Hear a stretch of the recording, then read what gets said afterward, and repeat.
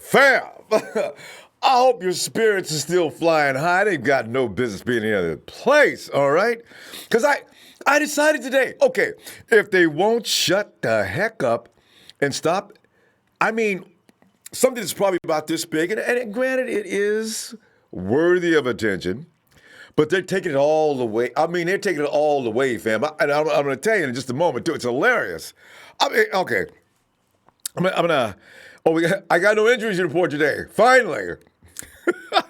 Anyway, the headlines of the show today read: Garoppolo under pressure to recover in 3 weeks. Recover from what? See, that was when I saw this. I said, recover from what? The man was out there for a few minutes. All right, you know what? Let me just go run it down. Fam, there's always going to be something going on with the 49ers that causes nervousness. And yes, of all names we have to contemplate at the moment are Jimmy Garoppolo. The man who came in as a golden child, rode in on a white knight. A dude came in on shining armor. And 2017 to save the masses. And we saw him as the prophet, the Messiah, the next coming. And now here we are discussing things like, what's wrong with Jimmy G? It's the hottest topic. Even though Kyle Shanahan seems cool, calm, and collected, as the media is losing their minds, should we be concerned? Are you concerned? Are you worried that Jimmy G will indeed drift south on his road to return, north to the Bay, and back to Jimmy G swag? See, these are all things we're having entertaining these thoughts. Isn't that ridiculous? Can you imagine? Here we are on the verge of busting out in the NFL 2019, and all of a sudden, what's wrong with Jimmy G? So, oh, and by the way, in related news, there's some good news to enjoy about Weston Richburg on this Tuesday night Smackdown. Let me jump right into it. Jimmy G's outing against the Denver Broncos on Monday night didn't do the 49ers quarterback any favors in the eyes of those who are still talking about last week's 5 INT performance. Yeah, that's the thing. They're all hitched up together. Jimmy G throws 5 INTs in practice. Oh, he's regressing. He's a bust. He's a bust. Got him. Oh! G went 1 for 6, no yards, and an interception. That earned our hero a 0.0 NFL passer rating. To say it was not good would be an understatement. But, it was also Garoppolo's first game back since he tore his ACL 11 months ago in the real fires. All right, he appeared, and Fangio, by the way, you saw what Fangio did. Vic did not care. He says, they ain't embarrassing me with him coming out doing no hat tricks and touchdowns on me. And we may be vanilla, but I'm gonna throw a little spice into that vanilla. Boy, he came after Jimmy with the vengeance. It appeared to be extremely rusty, though. He looked indecisive, and he looked like he was feeling things out. The G we know was not with us yesterday, but there were extenuating circumstances that are being ignored. Truthfully, though, he did look like a quarterback coming back from a serious injury after missing a lot of playing time, and it was obvious that was not Jimmy G. We may have been expecting too much to begin with, fam. And as I think about it, we were. I know I was. All right. If you were expecting him to go 5 for 5 for 80 yards and a TD and all kinds of things, our expectations were evidently set too high. They really were. All right. He needs a minute. He's not going to just come back raging like he was, just segue off from, even in that last Kansas City game. He finally. You know what? Jimmy G is interesting about him. I'm really noticing now.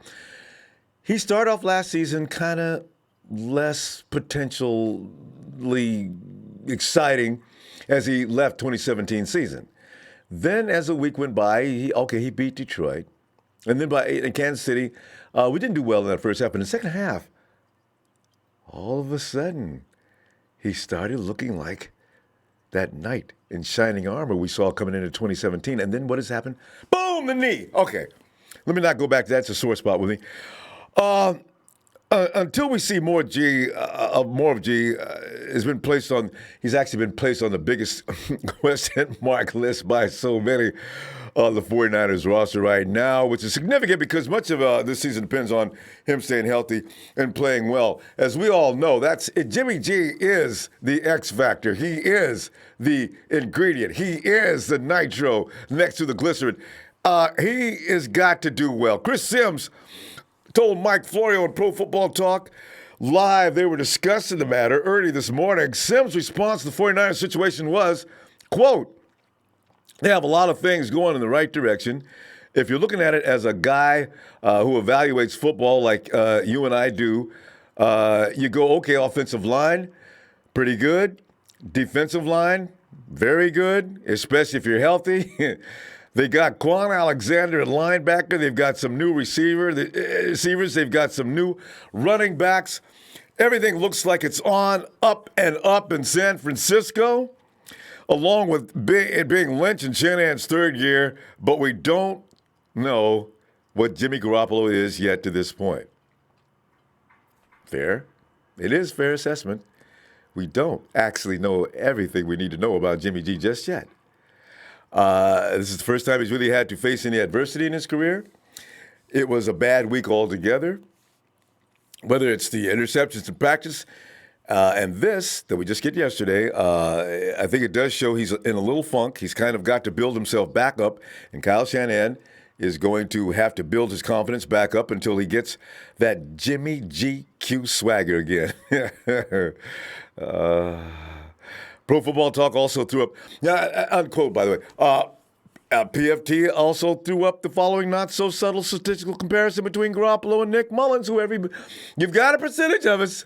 Your neighbor, in fact, in the Niner Empire, he's talking about putting Mullins in right now. He's not going to wait, but he's going to need convincing, right?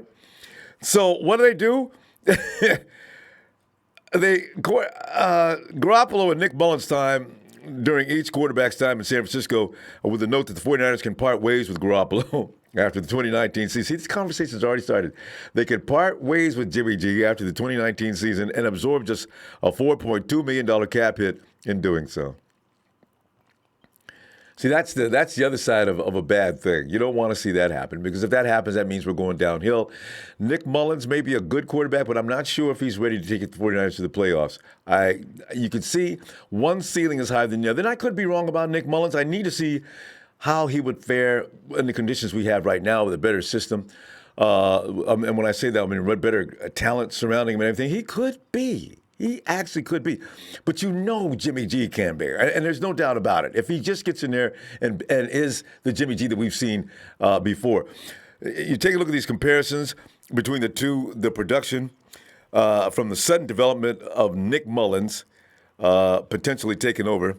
I want you to take a look at this chart, fam. This is kind of funny to me because I'm looking at that and I say, did they jump to the gun on this? All right, 6-2 record for Jimmy G versus 3-5 for Mullins. 64.8 completion chart, 64.2 Mullins. Not a lot of difference, huh?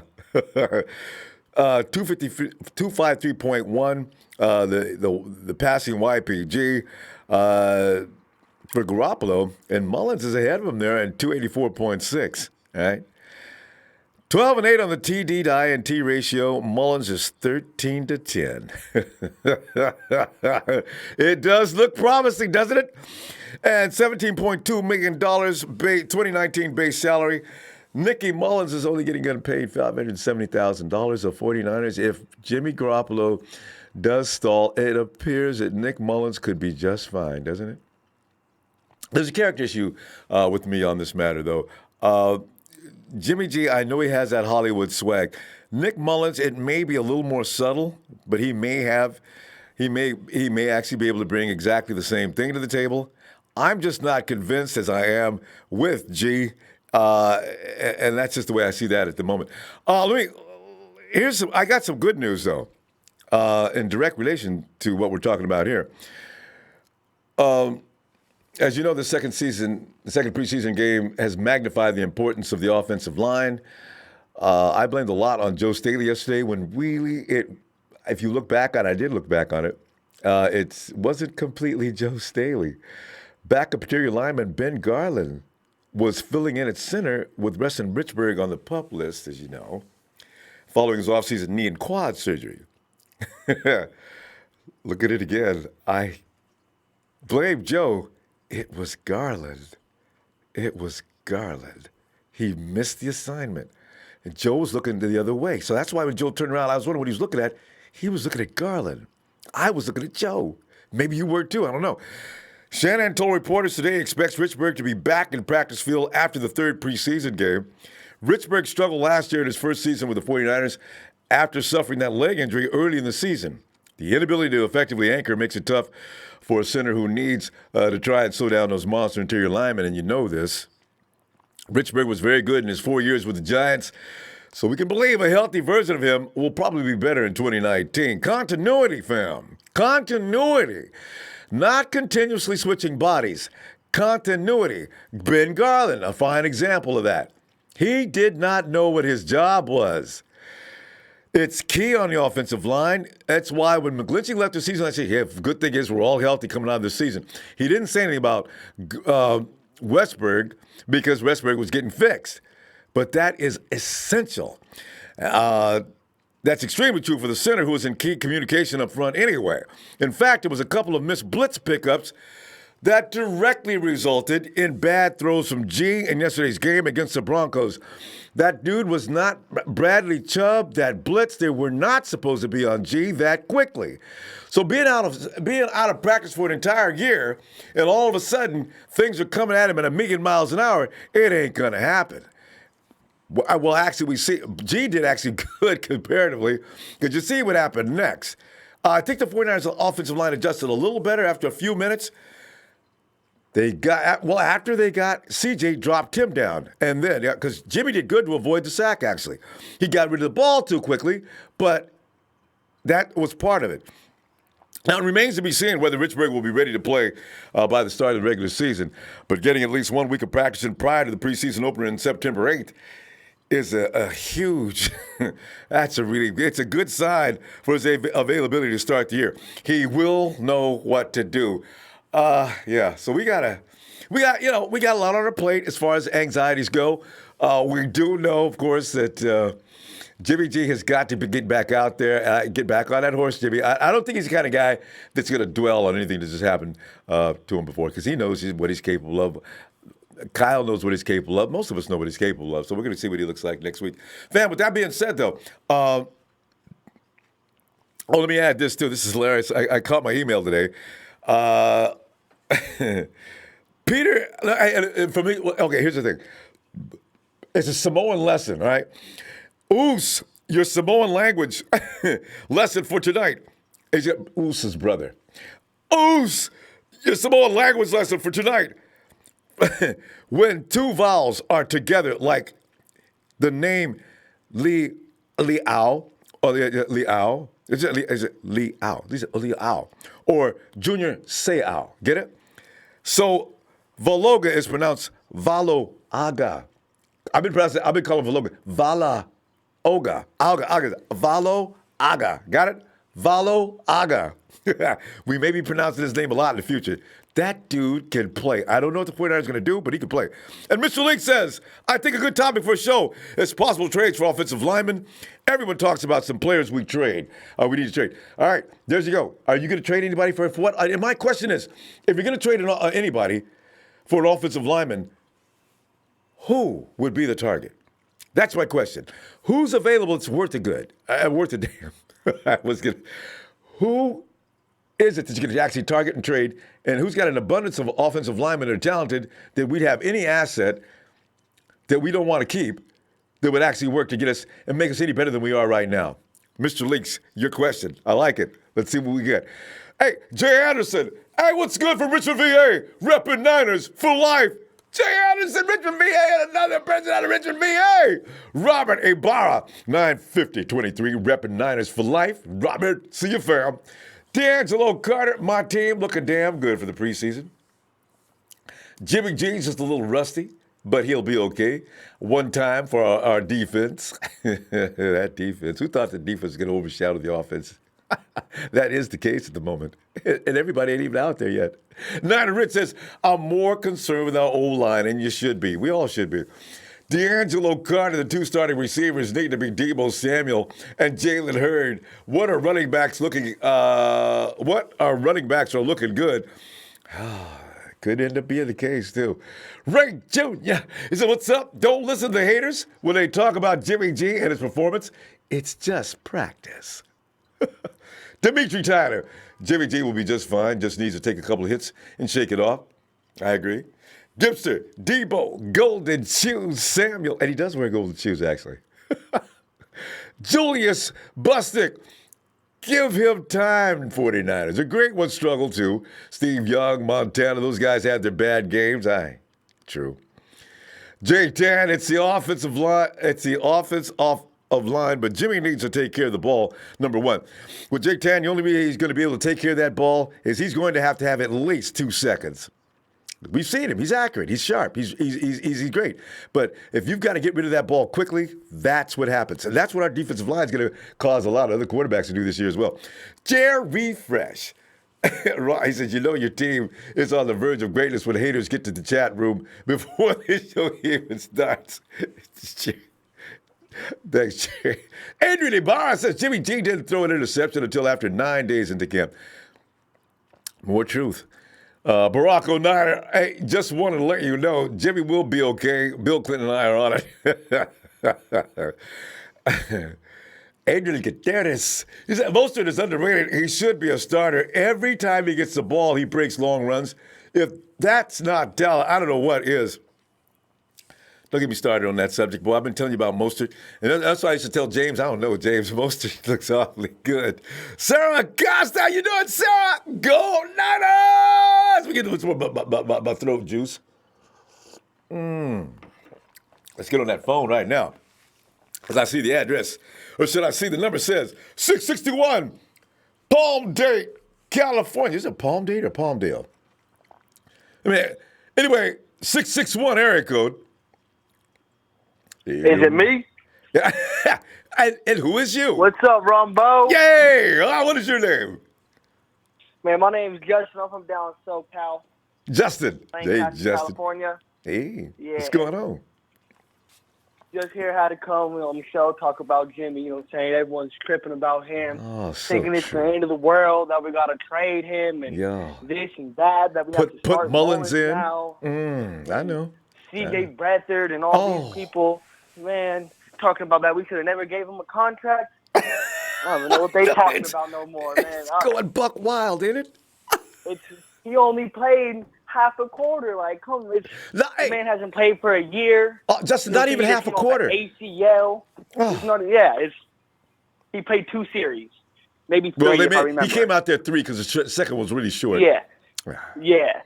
And then Marquise Goodwin, he kind of let the ball kind of go through his thing. Joe Staley, he thought he had interior help from, I think it's, Ben Garland. The one dude didn't know what the hell was happening. He was just looking up in the stars. True. Man. Yeah. But our defense though, that's what I will say about that. We don't even have Nick Bosa, DeForest, B. Ford, our linebackers. Quan. I can't. Legendary. I'm feeling legendary. I can't wait for the year to start. It is. Instead of who got it better than us, we feeling legendary. We got a new saying. But no, I think the most favorite rookie I'm about this year is either between Debo or Dre Greenlaw. I think those are 2 of the rookies that would have the biggest statement this year. Especially Dre Greenlaw coming on that same linebacker, I think, this year. And Justin, if you had to call it right now, you look at Dre Greenlaw, you look at Debo, you look at Jalen Hurd. Between those 3, I think who's your baddest? Important. Who? Baddest? Who's your toughest rookie? I was going to say, toughest? Definitely out of all them 3. Jalen? Definitely. If we're going to go toughest, it's going to be Jalen Hurd. Because he just comes on the field. He comes on the field with that dog. He has that running back mentality. He's not scared to put his head down in his shoulder pads and crack. Tell you. But all of them have that. All of them have the mentality. But Jalen Hurd, you can tell that he's been trained that way his whole life. Mm-hmm. And all three of them got that "I will not be denied." Yeah. I mean, you look at Debo. What. Yeah, you look at Debo sweeping around that corner yesterday. You see the way he described it. 21 miles per hour. Ooh. Man, I was drooling just watching it. I was. Woo. That's the second time. My dad were just all dancing up in the living room. Debo. It was nice. Man, Jimmy made me sad, but like I said, first game in a year, what do you expect from the man? And the offensive line is just terrible. I didn't know what I was seeing from that yesterday. It was nightmares. I hope we can get it better this season. If we can get it aligned, you know what I'm saying? Justin, if you feel better, as I mentioned, Westberg's coming back. All right, you're gonna get Person's gonna come back. That foot's not gonna hurt up into the first week. So you got him back at right guard. You got Westberg back at center. Jimmy's used to working with Westberg. Westberg knows what he's doing, which is even better. You're gonna see a different Jimmy G. I wish he could come in. Westberg come in next week. Quarterback needs to get the what's it called? They need to get that flow. In sync. They need to get used to each other in sync. Mm-hmm. Exactly. That's the main thing about an offense. If they don't have the flow, they aren't gonna make They aren't gonna make the touchdowns. They aren't gonna go all the way like we want to see them. And if the quarterback hasn't played with a O-line in a whole year, and the O-line's been playing with C.J. Beathard and C.J. Nick Mullins and all that, you know what I'm saying? They aren't used to knowing. They switched it around. They were switching it around every 3 weeks, you know what I'm saying? That's not what O-lines are getting used to. So we're gonna see a different team in week 1, I believe. And I think we're gonna see a different team in week 3 against the Kansas City in preseason. I think we're gonna see Jimmy come in, and I hope we can see it, but I think Jimmy's gonna come in on that first drive. I know. But let me ask you this, Ronbo. Why is that man Debo not playing with the ones right now? He's a rookie. He's got to know his place right now. You know what the thing is? With our rookies, he's got to work his ways up the ranks. But man, look at him. He's eating. He's eating. You know, it's Kyle. Now he's eating. Kyle ain't never gonna make him sit down though. For the rest of this season, you're going to get plenty of Debo to the point you ain't going to miss him. Whether he's a 1, 2, or 3, Debo, Hurd will be on the field. Don't even worry about it. Well, Jalen Hurd, if we're going to definitely keep hitting. If Jordan Matthews somehow makes a way to get on this team, if he doesn't get cut, which I think he is, you know what I'm saying? But if he doesn't, he stays on this team, him and him, Trent, and maybe Jalen Hurd, little setup in the red zone. Coming in the background, from the back with the little out route real quick. That's saying Jimmy got 5 targets, and then Kittle too. The offense going to be Justin, we got to pull up though. I'll tell you what, I ain't gonna promise you back tomorrow, but I might. We can do some more, okay? If you're back on tomorrow, I'm going to have to hop back on, you know what I'm saying? I usually just sit back and watch, but today I was like, you know what? I'm going to get the balls, I'm going to hop on, I'm going to talk some Niners. Hey, and glad you did, Justin. Bye. Delighted to meet you, fam. I'm going to finish it for you right now. Ready? Yes. Niners! Let's go, baby. Niner Empire. Yeah. Hey, Justin. And let me go to point 5, player partner, Will. Man, Ronbo, I see the whole world is popping Molly's, Percocets, Xanax bars. You knew it.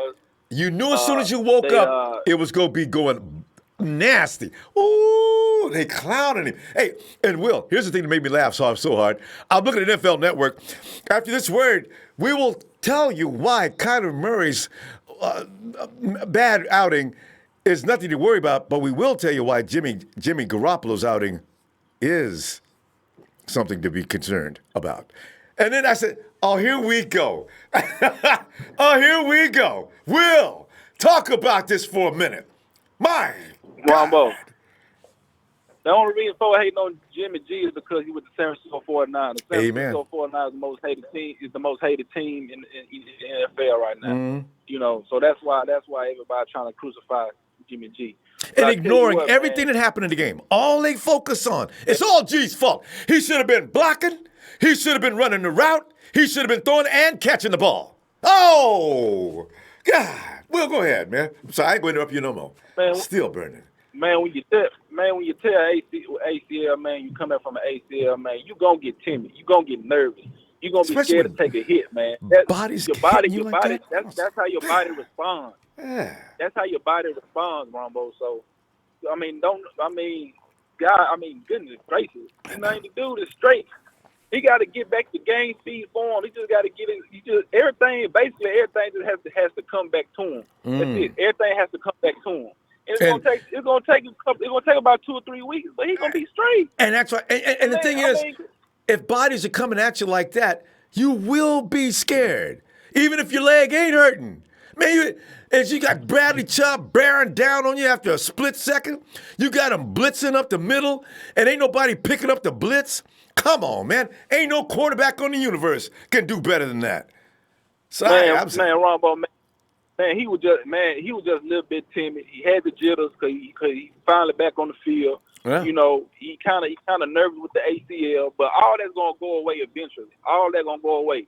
Now, the offensive line, they gotta do better than that. On that interception, there was miscommunication. There was miscommunication on that line. That's how Chubb got through there. That's how Staley messed up. It was miscommunication on that line. And I blame Staley. Right now, wasn't him. Right. And Jimmy G, he threw the pick, but I mean he thought he had a good look, but that's why he threw it and it got picked off. Marquise Goodwin should have been more of a dog. And cut back up. Come back to the ball. Yes. Knock the ball down. Because when you see your defender about to make a pick, you gotta become the defender. You gotta knock the ball away. You become a cornerback automatically and knock that ball away so we can keep the ball. I guess Coach told him. Goodwin, I give him 10% fault of that. Mm-hmm. You know what I'm saying? And hey, we may got the best play call in the league, but I'm gonna get on his ass. Kyle Shanahan. Hey man.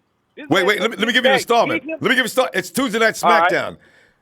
And now, the first Smackdown of the night. Let me holler at you. Kyle Shanahan, you the best play caller in the league, man. Don't throw that man in the fire like that. Yes. Give him a rhythm. Build his confidence up. Give him a few check downs. Give him some bubble screens. You know what I'm saying? Do that first. Scratch that. First of all, get your running game going. Yes. Gave it to Tevin Coleman. Coleman getting yards. Coleman going to get yards regardless. Give him the ball. Keep giving him the ball. Keep giving him the ball. Okay, number 2, throw bubble screens. Throw check downs. Make easy completions for Jimmy G so he can get him a rhythm going. You know, that probably will build his confidence up a little bit. And then once you do that, then you go with the play action. Then you go with bootlegging. All that, man. Come on, Kyle. You've been in this league for too long, man. They don't call you the best player caller in the league for nothing, man. You should have known better than that. Let that man let him put easy passes first, and then let him loose. He could have been 4 for 4. He could have been 4 for 4 with an INT instead of 0 yards and 1 for 6. If you would have said that, he would have been 4 for 4, 4 for 5. You know what I'm saying? So it wasn't set up. It was not set up. You gotta blame Shanahan for that too. Good. You know what I'm saying? So like I say, Ronbo, man, Jimmy G gonna be straight. All that stuff gonna come to him. I don't know why everybody trying to crucify the man, but hey, what can I say? Everybody hated Jesus, so you know what I'm saying? Everybody just crucified Jesus, so they talked about Jesus. So, you know, that's hey, Ronbo, that's true. That's just the way of the world, man. I know. That's just the way of the world.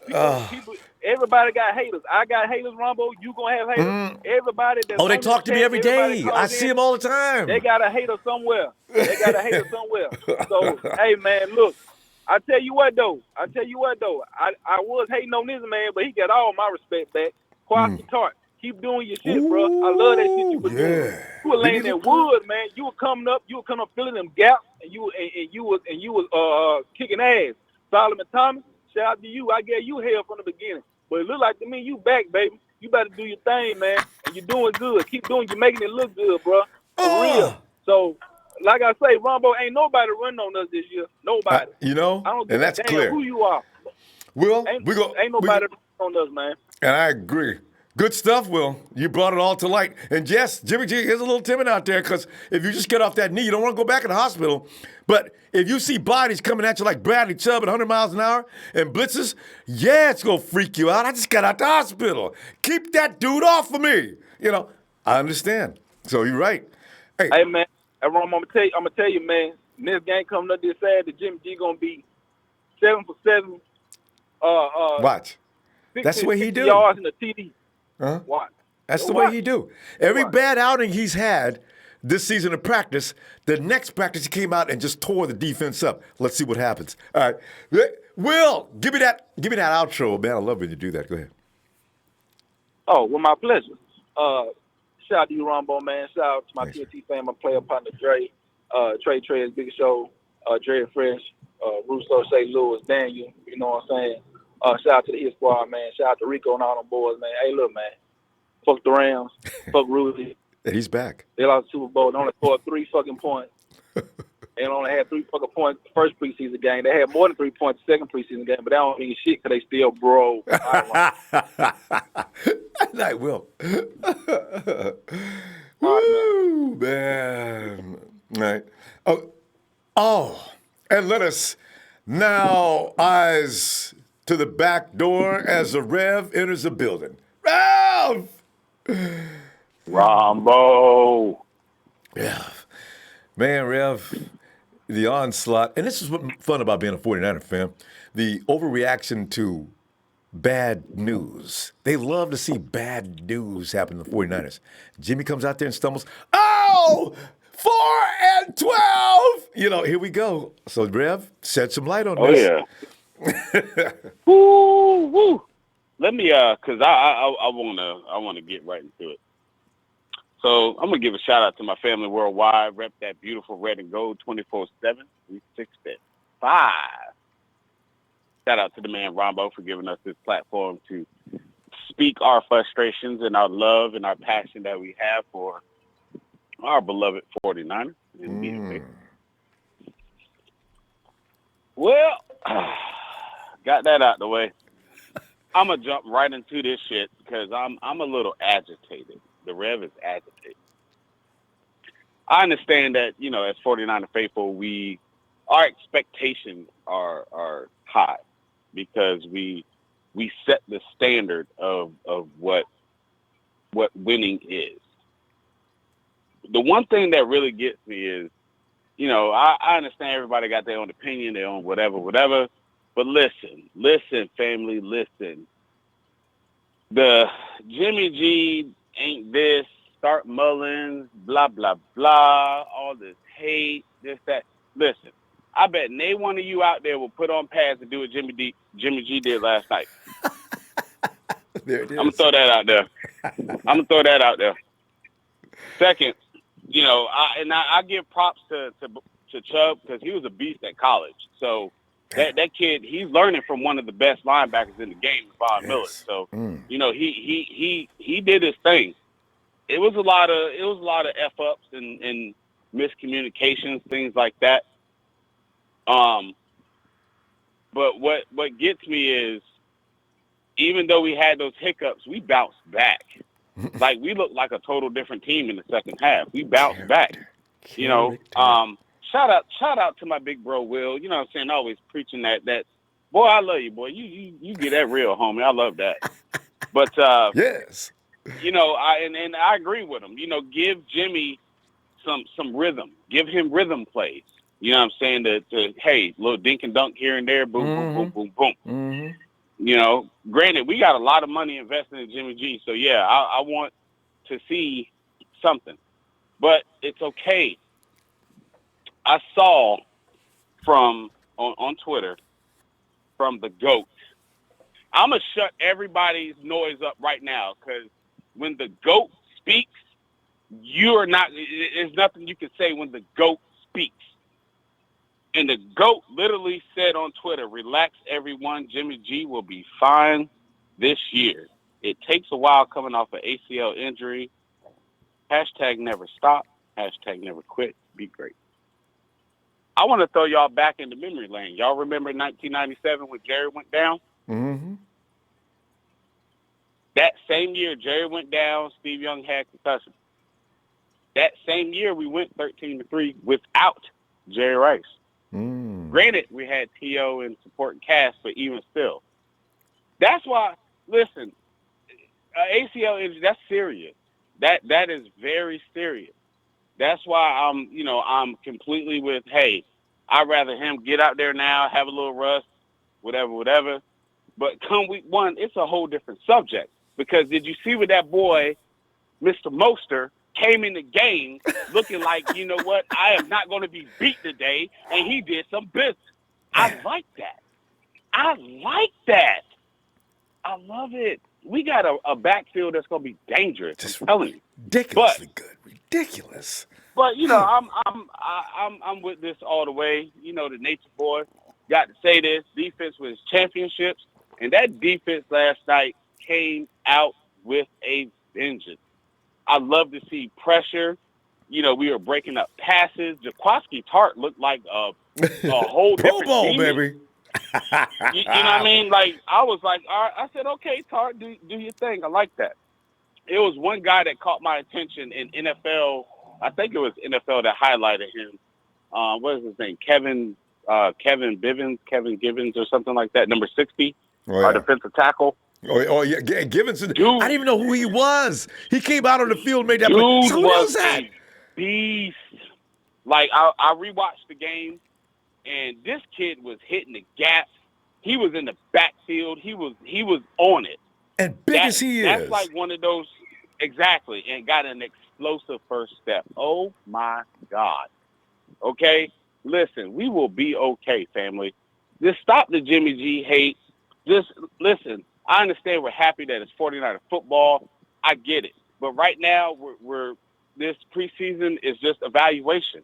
And, yes, we are 2-0 in preseason. I love what I'm seeing because I'm happy to see 49er football. But I'm also looking at, hey, who's going to make this 53? Because come week one, them 53 going to suit up, and we're going to be ready.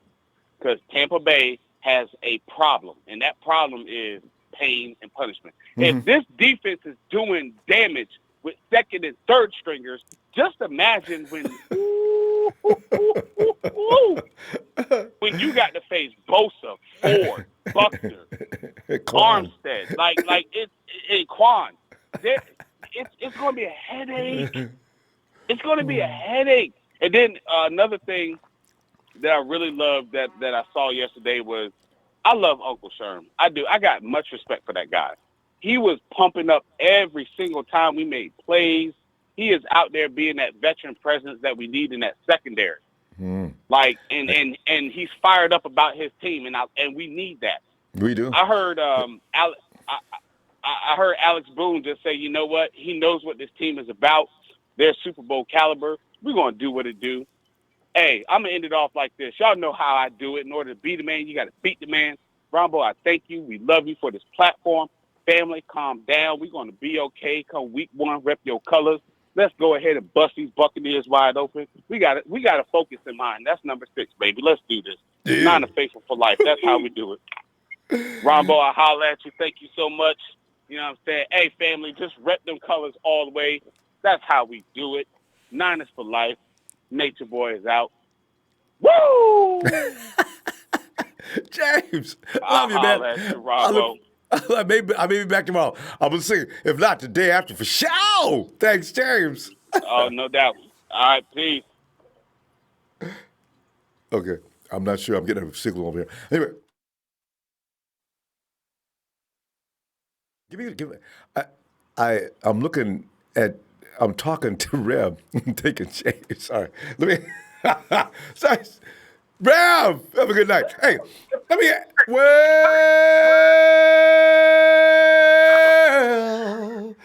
it's a big show. It's a big show on tonight. Show. So I know you were listening.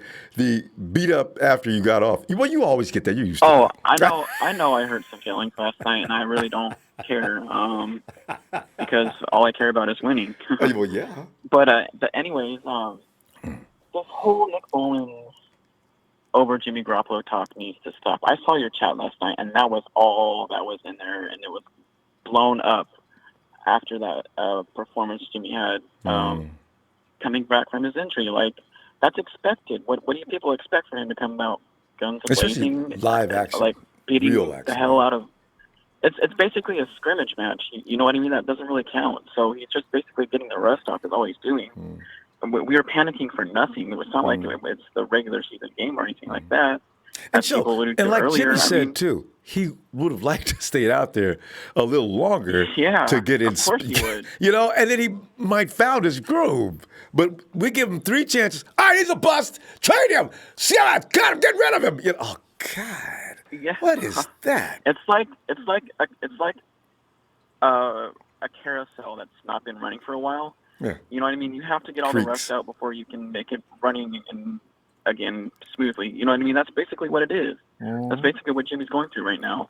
Sure. You know, and this whole I want to break down Nick Mullins for everybody tonight before they jump the gun again and say, "Oh my God, we need to start Mullins over Jimmy Garoppolo." Nick Mullins' traits, his intangibles, are nowhere near the level of Jimmy Garoppolo's. That's what I'm talking about. You know what I mean? The best that Nick Mullins can do for our team is maybe 6 to 7 wins, and his ceiling is 8. If you put a decent offensive line around him, that's where his intangibles and his traits are. There are quarterbacks that you could tell right away that they're they're your franchise quarterback, and that's what Jimmy Garoppolo is. You know what I mean? You have to look at whether they can elevate your team, whether they can make your team look better with what you have, and that's what Jimmy Garoppolo did when he came in 2017. He made our team look better, and that's why we signed him to that big contract because exactly, he makes everybody play better, and Nick Mullins can't do that. Nick Mullins is not the it. He's not. He doesn't have it. Is what I like to call it. He doesn't have it. He's no solid. disrespect to Nick. He'll get better as he matures. Yeah, that's it. Oh. Exactly, and he's still raw, people. He's a practice squad player who was pulled out of the. He was basically a weed in the garden, being pulled out because all of our flowers died. I call him a weed. You know what I mean? Come on. Yes, I understand. He's still raw. He's still raw. He is very, very raw. And to be fair, at some point he is going to be good. I mean, Nick's got all the intangibles. Exactly. He doesn't have the it factor quite yet, but he does have intangibles that could be developed. No. But yeah, this whole Nick Mullins over Jimmy Garoppolo talking to too soon. People, okay? Way too soon. You were so high off it. Yes, it's great that we beat the Raiders, but Ronbo and myself could have beat the Raiders that night too. They were the god awful team. I'll be your receiver. You can quarterback. NFL. Just Raiders, my yuck. But Nick did a good job in getting what he was supposed to do. Oh yeah, definitely. Done. So it's like we're still so high off of him, and like we haven't come back down to earth, and that's where Nick is right now. Mm-hmm. He's not gonna start over Jimmy. That'll never happen in a million years, and this needs to stop. If it ever happens, yeah. I mean, if you know what, Nick's gonna get an extension, I'm sure. In a couple of years, okay. If Nick's feeling that good about himself, run the challenge. And if for nothing, another reason than that, we could also, if Nick does such a great job, then we got that number 2 draft pick. Oh, so you know. God, I don't want that happening ever again. No, I mean if we trade, I don't want to be in the top 10. I'm trading. If Nick looks so good that we could say. So you want Nick Mullins? Yes, please. Come on. What do you want? Give me a second round draft pick. Yes. Okay. You know. Yeah.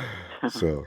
But yeah, and I saw that Jerick McKinnon is going to start off the season under the PUP list, and that kind of concerned me. I'm not ready to write him off yet. I do have my issues with him, with his health and everything, like what everybody else, and that's warranted. But I still want to see him under Kyle Shanahan at least a full season when he does return from that PUP list. And if he doesn't perform to expectations, then I think we need to part ways with him next year.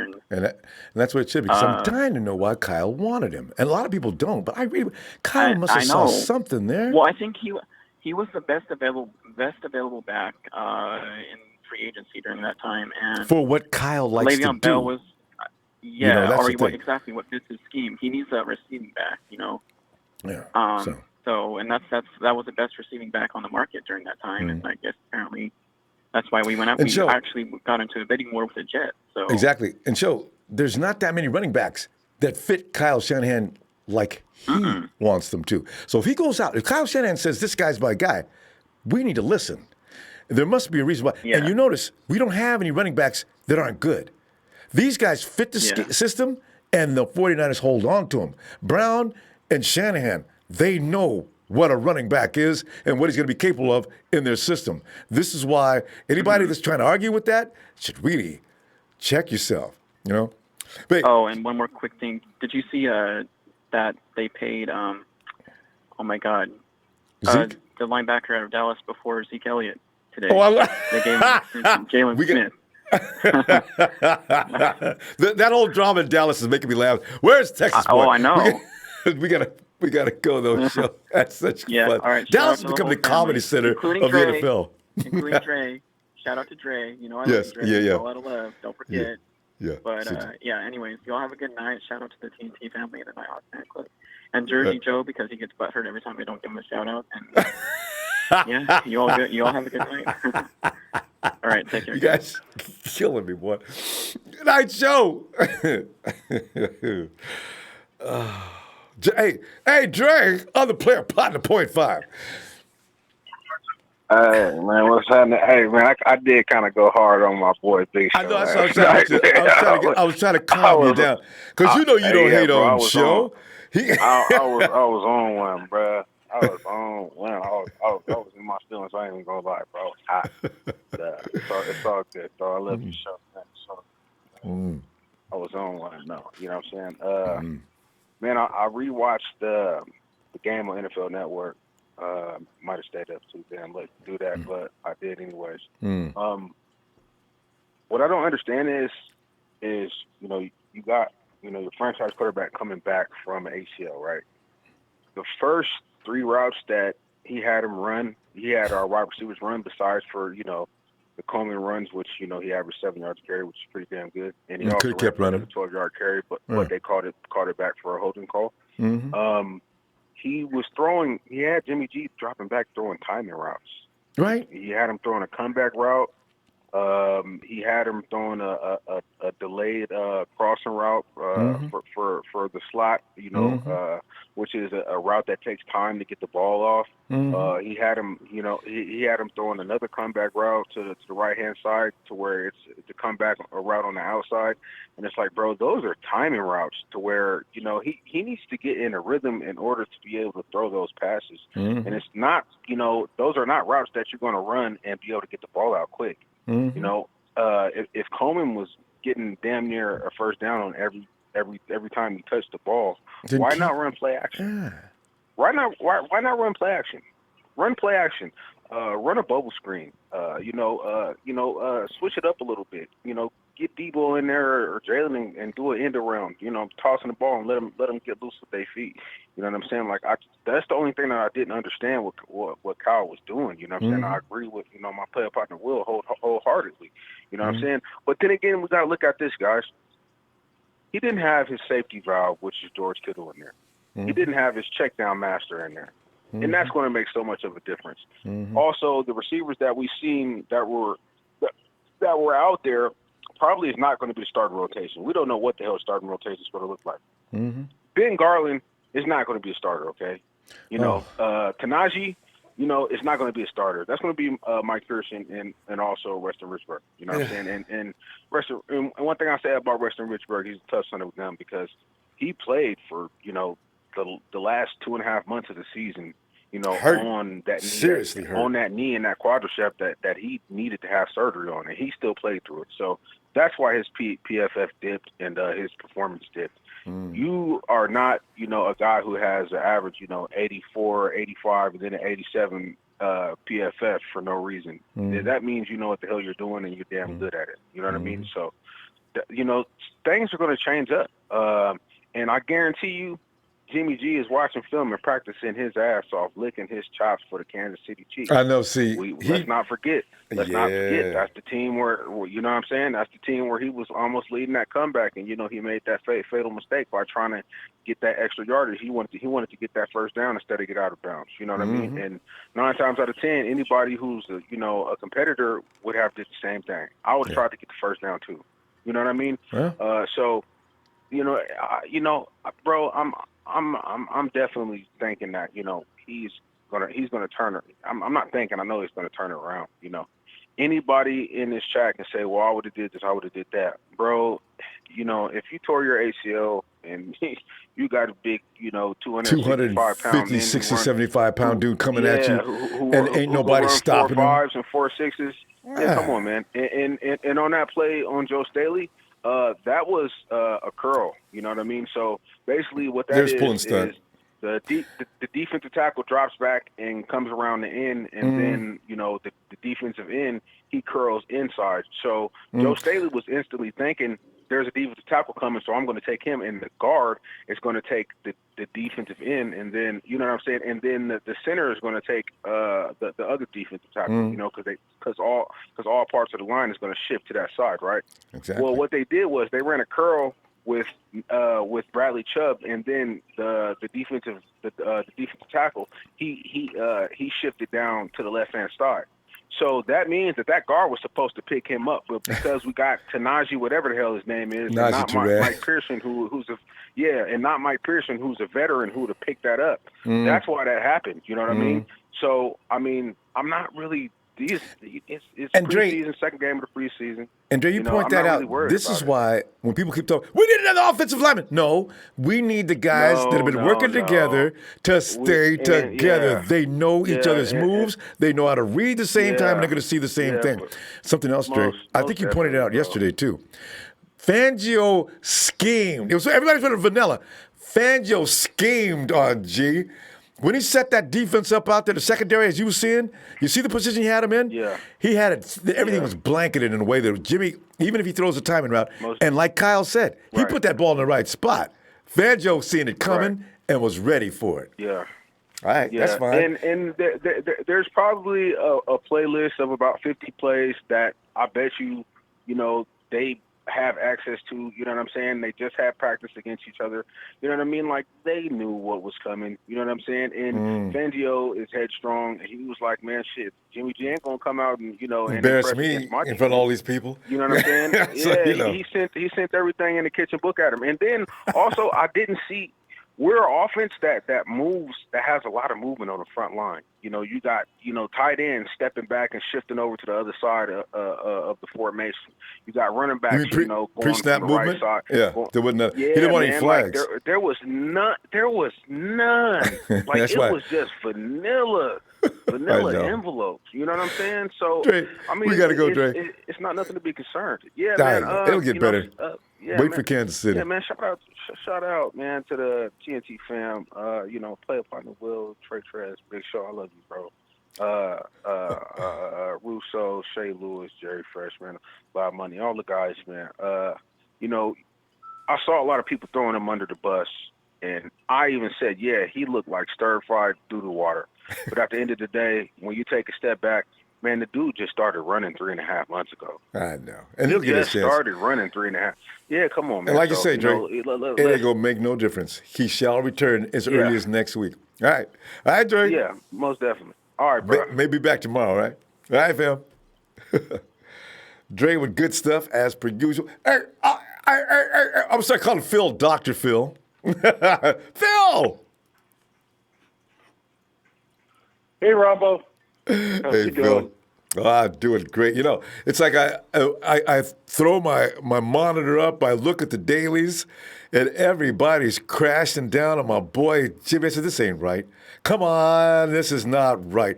He didn't even get a chance to get into rhythm or anything else. He's got Bradley Chubb rolling down on him. Fangio's out there running stunts on his defensive line. He's got an umbrella defensive system set up out there. He does not want to get embarrassed. And we got guys that are failing on the front line offense. This is not all Jimmy G's fault. But Phil. Yeah, I said that last night. I mean, I could see it in the overplay when they did the overplay of the. And they put the numbers right on the screen to let you know, even if you don't understand, you could see exactly what was going on there. Fangio. I mean, the linebackers were bailing before the snap. They knew exactly where to go. Oh! Exactly. They were playing pass defense from the very get-go. So they didn't even care about that. It would be different in a real game. Let's just leave it at that. But and Phil, you can also take from that, Phil, if Kyle knows if Fangio's going to scheme, Kyle says, "Well, let's play." Kyle would have pulled out his little book of X's and O's, and then let's see what happens. All right, all right. We got that to look forward to later, though. All right, not in preseason. Yeah. But the other thing I did hear that Richburg's going to play Game 4 against the Chargers. Yeah. That's good news. So, I thought he was going to be laid up all the way through week 1 or 2. No, he's going to play Game 4, I hear. And yes. I've got reliable sources. I read it already as well. So he's going to play. He's going to get ready. The rest of the starters are probably going to sit out that game. But he should be ready for Tampa Bay week 1. So, we're going to get Pearson back next week. We're going to get Garnett back, which means that now we've got some depth guard. Phil, what'd you say? Did you say Garnett? Garnett's going to be back playing next week, too. Oh! I thought he was never going to be back. Okay, good. Good. So he's going to be playing in the Kansas City game. Oh. So those guys that were in there are third-string guards. I mean, let's be real here. We were playing with a backup center and a third-string guard. In fact, Phil, he should have never sent Jimmy out into those conditions. Damn near got him killed. Man. Well, he only got touched once. So, well, yeah, but still, it was scary to watch those guys coming through there at that speed.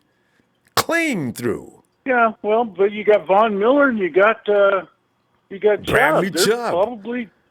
They're as good as any two in the league. Yes. For pass rush. Yes. So, but I thought McGlinchey handled Von Miller pretty well. Yeah. I couldn't stop talking about that. Hey, is Von Miller playing?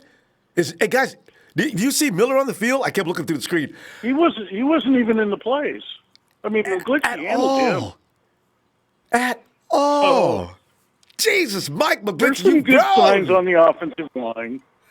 The other thing, I keep saying this, McKinnon is not going on the pub. You can't put him on the pub because he's already been on once. I forgot. So he's not going to go on IR. He's going to make the 53, and they're not going to suit him up. And they're not going to suit him up probably week 2. And then we get the week against Pittsburgh, and then the bye week, and he'll probably play against Cleveland. Yeah. That's what I see. Yeah, who does that say he's going to be on the pup? Yeah, no pup for him, guys. He can't. He just came off the pup. You can't go right back on it. That's right. No, once you've been off the pub, you can't go back on, period. Yeah. End of conversation. So, but my most valuable player is Mitch Wish. I buy the jersey. I really like that guy. When he tackled that guy on the kickoff, he was my hero, man. I just said. He came out of nowhere, too. I mean, that was just really funny. Who's that? That's Mitch! Oh, God! Okay, let me handle this, guys. Oh! You know what I love was Richard Sherman on the bench just going crazy. Sherman just lost it. Yeah. God, that was. But hilarious. Anyway, I thought there was some highlights from the game, and let's not get all down on Jimmy G. He'll be fine. He's going to be our starter. We're going to make it or break it with Jimmy G. That's just the way it is. And it should be. I mean, come on. I think we'll be fine. Yeah, let's just wait till Shanahan gets the playbook open, and he starts dealing with these defenses. We're going to be fine. Big fan, We're Joe. going to be fine. You mean nasty man. That's right. And I still think that was a little low. I mean, come on, Vic. Everybody's going vanilla, and you're going all sophisticated because you don't want to get embarrassed tonight. Okay, that's fine. Well, we'll see you later. He was embarrassed anyway by our defense because we were playing second and third stringers, and we were still dominating the defensive right? line. So, God, did not. And if not for Spate, we still don't allow a touchdown. Yeah. And, another thing that Jimmy's missing is Trent Taylor. I think he relies on Trent a lot. And one thing I'd like to say is the reason Debo and Hurd are not in there on the starters is because they don't know that it's very difficult for a wide receiver to learn the route tree.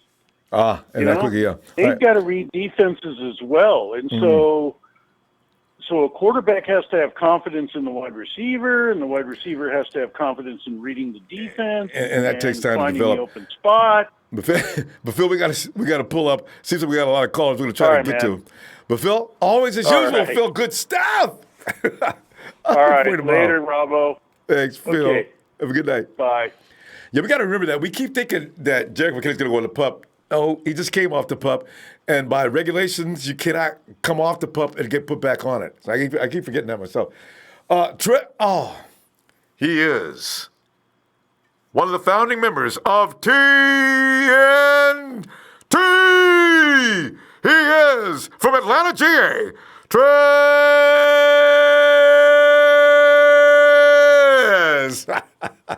Trez! Hold up, wait a minute, Yes. Ronbo. I got it. Put some of that good old red and gold up in it. Oh, yeah. Throw it everywhere. Throw it behind everyone, over both shoulders. On me. Come on in, Trez. I know you got something to say when you get in here, because Trez be taking some time off and getting back in. What's up? Now I'm finna play devil's advocate tonight, Ronbo. Oh, here we go. I should have known. TNT, that's the way they do. Yeah. This is what we do, Ronbo. I'm going to get down to the business, man. You know, I'm going to give a shout-out, first of all, to our defense. You know what I'm saying? Made great second-half adjustments. They came out and balled out. Can't say no more about them, you know what I'm saying? The usual is this. Shout out to Mostert, Coleman, Solomon Street, Richie James, Debo, and the list goes on. That's the Kendrick, good thing. Your boy, Ronbo. You know what I'm saying? Kendrick look like a big-time red zone player. You hear me? In that red zone, that boy came up big. He looked good, too. He looked good on the pitch. But, yes, sir. My biggest shout-out is to our kicker. What's his name? Mitch Wish. Hey, man, you see a kicker lay a hit down like that, Ronbo, you got to have respect for him, Ronbo. Yeah. You hear me? He laid the wood, man. He laid the wood. So, hey, shout out to him, man. And how many teams got a kicker like that? Trez? Y'all get out the way. Let me handle this. No, not many, Ronbo. Not many. You know, that boy laid some wood down, man. Hey, shout out to all our running backs too, man. The in the offensive line for blocking, the zone blocking for the running, because we were running downhill a lot, man. It was a sight to see, man. That was some good running by. Well, they can run block, and most of all, you know, that boy that gets to a hole, boy. You can counsel Christmas, man. He taking it to the house. You hear me? And Trez, but he thinks fast too. You heard what you saw what he wrote, right? Most said, I saw the defense leaning toward the left. And I quickly said, look at all this green grass I got to my right. I shifted to my right. I got one. So what did he say? He said one. I think the cornerback was already taken out of the play. All I got to do is beat the safety. I got this. He wrote that all down. That's what he was thinking the whole time, you know? I loved it. So look at that. The kid is something else. The kid is something else, Ronbo. But like I said, I got to play devil's advocate right here, Ronbo. Look here, let's get to Jimmy G, man. I knew it because you hadn't said nothing about him yet, so I figured it was coming. Yeah. First of all, Jimmy G ain't the first quarterback to ever tear ACL. Ain't gonna be the last. Yeah. But to come out and lay a double goose egg, Ronbo, that's unacceptable. It's a cause for concern here. Yeah. A lot of people trying to blow this off. I mean, this is our team, and, you know, we're going to support our team. But a lot of people, you know, we saying one thing in one breath, and then we saying something in another breath. And the other breath meaning, I'm going to put the meaning out there right now. We saying, we already know this team got to go 10-6. Yep. They have to. Minimum. Or else this season is a failure. It's a failure. Absolutely. So if that's going to happen, then in the next breath, we can't come with excuses for Jimmy G. There can't be any excuses. Our expectations are to have a winning season, and that's a 10-6 season. That's at the least, Ronbo. Yeah. That's at the least. So we're expecting big things from Jimmy G, man. True. And Jimmy G did not look sharp at all. Okay. And to say, okay, we're going to make excuses. The next breath is we're going to make excuses. Trez, oh, you know, he tore his knee up. He did this, and he only been doing this. He only been doing that. Last time you and I had this kind of disagreement, it was over Robert Saleh. I whooped you then. I'm going to whoop you now. Here's the thing you need to understand. The man has just been out there for 2 or 3 series, and that is not enough to make a full-blown judgment. No. I know. Listen. Listen. Jimmy was digressing last year before he got hurt. He was also progressing. When he ended that game against Kansas City. Against Kansas City, he was bringing them back. He wasn't that same Jimmy G when he came out and won them 5 games. He was digressing a little bit, and I kept telling you, I remember they was talking about, you know, his footwork in the pocket, and I said, you don't tinker with something. You don't tinker with it. Let him be himself. Let him be his natural self. Okay? And that's another thing. You just hit it right on the head. And on that interception, he made some adjustments during the course. He threw, yeah. Right. But on that interception he threw, that was totally his fault. Now everybody else want to blame everybody else for that. No, that was Jimmy G's fault. He said it. He said it himself. You sat behind Tom Brady. Ronbo, what do Tom Brady do the best? Brady throws INTs. Brady throws he does, but he don't turn. No, listen, he does, but he does not turn the ball over. He does not do it in crucial times, Ronbo. He don't. It wasn't a crucial time. Ronbo. Trez, let me tell you one thing. It was a crucial time, but that route was getting ready to come up, but he didn't have enough time. Kyle said he put that ball right where he needed. True, he did not have enough time. No, the pressure was on him. He should have ate the sack. The pressure was on him. He should have ate the sack. That's what Tom does. Tom just go down, knowing that you out. This is a preseason game. You ain't out here to prove shit to nobody. Knowing your situation. Getting tackled ain't necessary. We need you for the season. Yeah. Right. We need you for the season. Trez, he should have ate the sack, went on and went down, lived to fight another down. That's how it goes, Rumbo. If he looks like that, that's how it goes. If he plays the same way next week, and it ain't gonna be the same rushes this week, but if he plays like that next week, I will say, Trez, amen. You speak the gospel truth. But until such time, yes, there exists a such thing as an excuse. And yes, there were things that went on that any quarterback, including Tom Brady, would have had done something similar. You can't do things that are impossible. I don't care what your name is. If I got Bradley Chubb standing there looking at me, he can always see every feeling I've ever had in my tooth, I'm going to have a problem.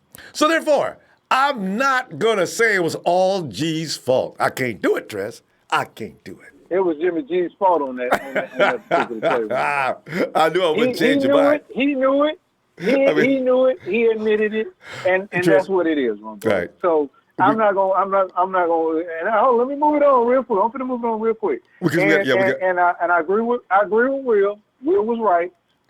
You come out there, you get your quarterback in a rhythm of short throws and run plays. You get him in a rhythm. You don't go out there. And like Greg said, starting out all-star plays. You just don't do that. You just don't do that, especially coming off of his injury like that. All right, Trez. But yeah, Ronbo, this is something to be concerned about. It is. And next week, because guess what? You practice. You are practicing every day. You are practicing, and we did what's it called practice with the Broncos. You know that was a team practice. We had team practice with them. Trez, so, you can't be coming out there laying goose eggs. All right. All right, Trez, we're going to go. And, okay. Shout out Debo Samuels, too. Shout out Debo. I like all right, fam. Debo on the in and around. Yeah. Yeah. Hey, shout out TNT, the whole fam, you know what I'm saying? And Ronbo, look here. Don't nobody do it better than we do. I'm gone. Agreed. That's where MC Niner gets that from. He did. MC Niner even talks to me like Trez sometimes. I just noticed that. Leon, come on in, man. Sorry to make you wait. No, that's all good, Ronbo. I thought so. I We're waited. all family here. We're cool. Yeah, that's right, man. I'm not tripping. I waited to last night's game. I didn't call in Sunday when we were grading the team and all that. So I said, let me wait till the game and give more of an honest opinion. But first, for all the Jimmy G stuff, can we just all take a deep breath and calm down, please? There you go, Rob. I mean, man, it's like, golly, Man, and it's funny because I listen to different podcasts, and I'm sure you do too. And it's like it's almost like people. It's like they call themselves 49er faithful. They call themselves 49er fans, but it's like one bad thing happens, and all of a sudden, get like, him out of here! Ship him out! Yeah, it's just like, man, calm down, guys. But the one thing that I was, was it disappointing? Yes. Yeah, but the fact that we were able to still come back and win with Nick Mullins and really with that defense, we've all been saying this on your show, Ronbo, for the past week or two. The defense is going to be a problem because we're a problem now without all of our players. So with the rotational players, the rotational players out there holding clinics. Right. Yeah, man. So It was so weird. It wasn't weird. I should have said that we expected to see what we saw this morning on all of the talk shows. I knew it. And nobody gave credit for the win. It was just, Jimmy G was 0 for 0 and blah, blah, blah, blah, blah. It's like, but what about the rest of the game? Did you guys watch the rest of the game, or you just watched him and then turned the channel? So, we know that we're a good team. We just have to wait until the rest of the world wakes up to see that we're a good team. That's all. I mean, I had a friend of mine said, man, I don't know if we're going to get 6 wins this way. I'm thinking to myself, okay, how much of a fan are you, bro? Are you doing what we do every day? Are you watching training camp? You know what I'm saying? It's like, I don't know. I think some people were just on the outside looking in and casual fans. So I don't know, Rob. You got what you call the Chicken Little complex, right? The sky is falling upon every single thing. You're cruising along. Obviously, that defense is going to be lights out. I mean, we're looking at the second stringers to do a great job. Wait, one guy said, I think it was a Broncos fan, 49ers 2s are better than their 1s. See, they have not seen the 1s. See, they don't even know. So you figure that, along with the fact that Kyle's going to bring his playbook. We're also going to get that offensive line is going to be adjusted so Jimmy G can at least get a split second to throw instead of a split second. And you're going to see a Jimmy G that you're supposed to see. He knows the playbook now. He's not going to be out there struggling through the playbook. But if people are coming at his legs, you're damn right he's going to look scared. You know what? A person needs to go through that before they can know. And mentally he'll adjust, but I don't think he needs to be scared about him not being able to play. So, yeah, I agree. Not me either, Ronbo. And, man, that running back room, oh, my gosh, Ronbo. Love it. Man, dude, I want McKinnon to come back just to see what he looks like. Yeah, I'm curious. In Kyle's offense, but at the same time, it's like, even if he – right. I'm like – it's not like, I was fully healthy. Right. I was waiting to see what's his name again last night. Wilds. I was like, where's Wilds at? I mean, it's Austin. Like, that dude last week. Yeah, what happened here? Yeah. Austin Walter came in. You check out Austin? Yep, again, doing the Austin Walter. Boom, bam. Oh, my God. So if it was anybody else, Ronbo, they would be saying, oh, this team has a lot of weapons, but because it's us, the only thing they focus on is Jimmy G had a bad game. And Leon, they actually said, Joe Flacco had a very good start yesterday. They started out saying Joe Flacco had a good start, and then what did they say as a tagline? But the 49ers won anyway. Oh, my God. I know, man. The bias is so bad. Wow.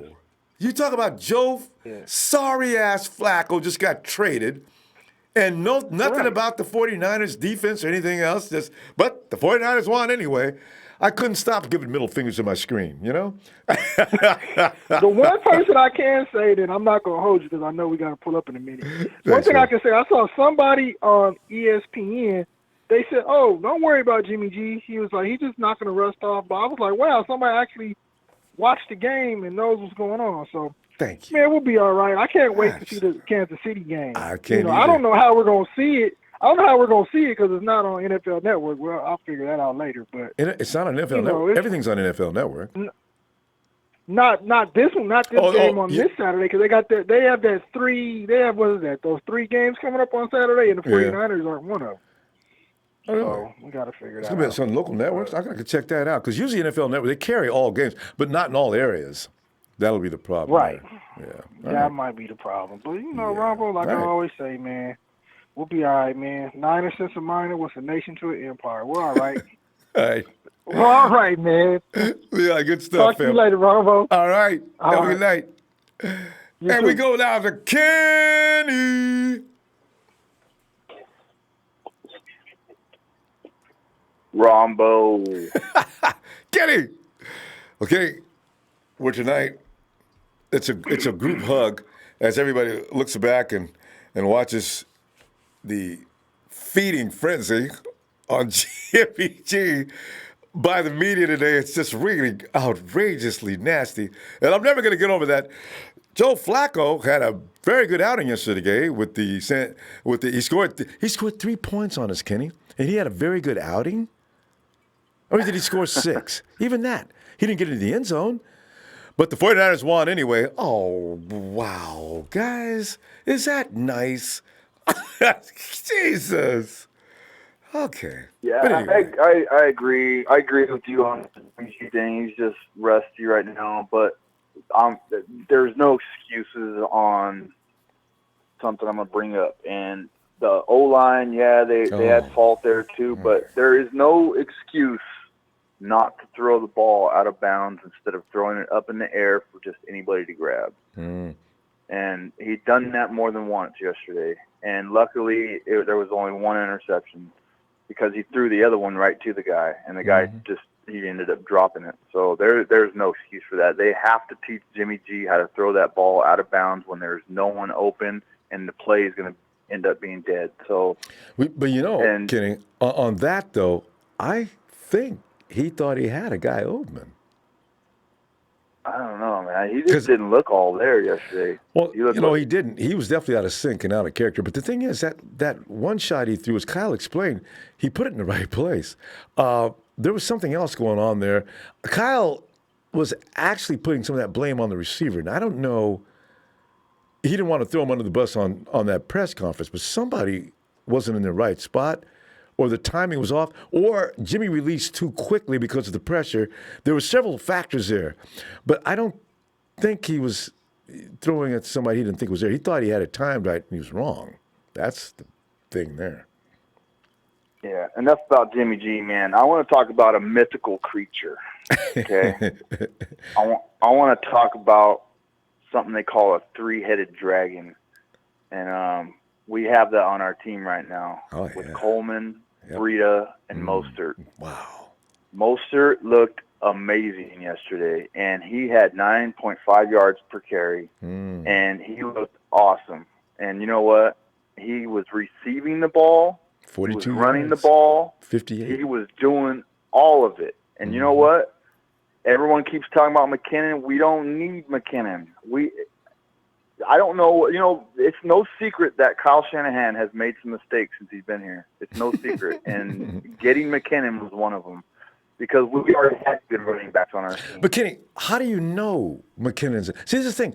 We've not seen him yet. How do we know? We have seen him when he was in Minnesota. Did he look bad to you in Minnesota?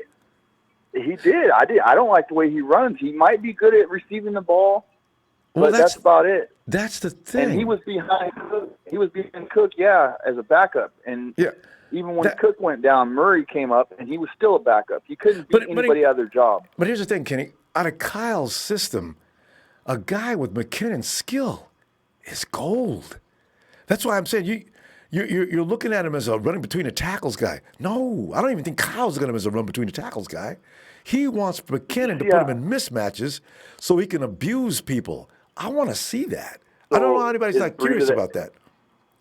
If you bring McKinnon in, somebody's going to be the odd man out. And if you ruin the three-headed dragon, which we have now, which I believe is Breida, Coleman, and Mostert, by bringing McKinnon in the mix, you're going to neglect that. And I think it's a powerhouse, man. With Mostert, Mostert's got that versatility, though. He's still our number one.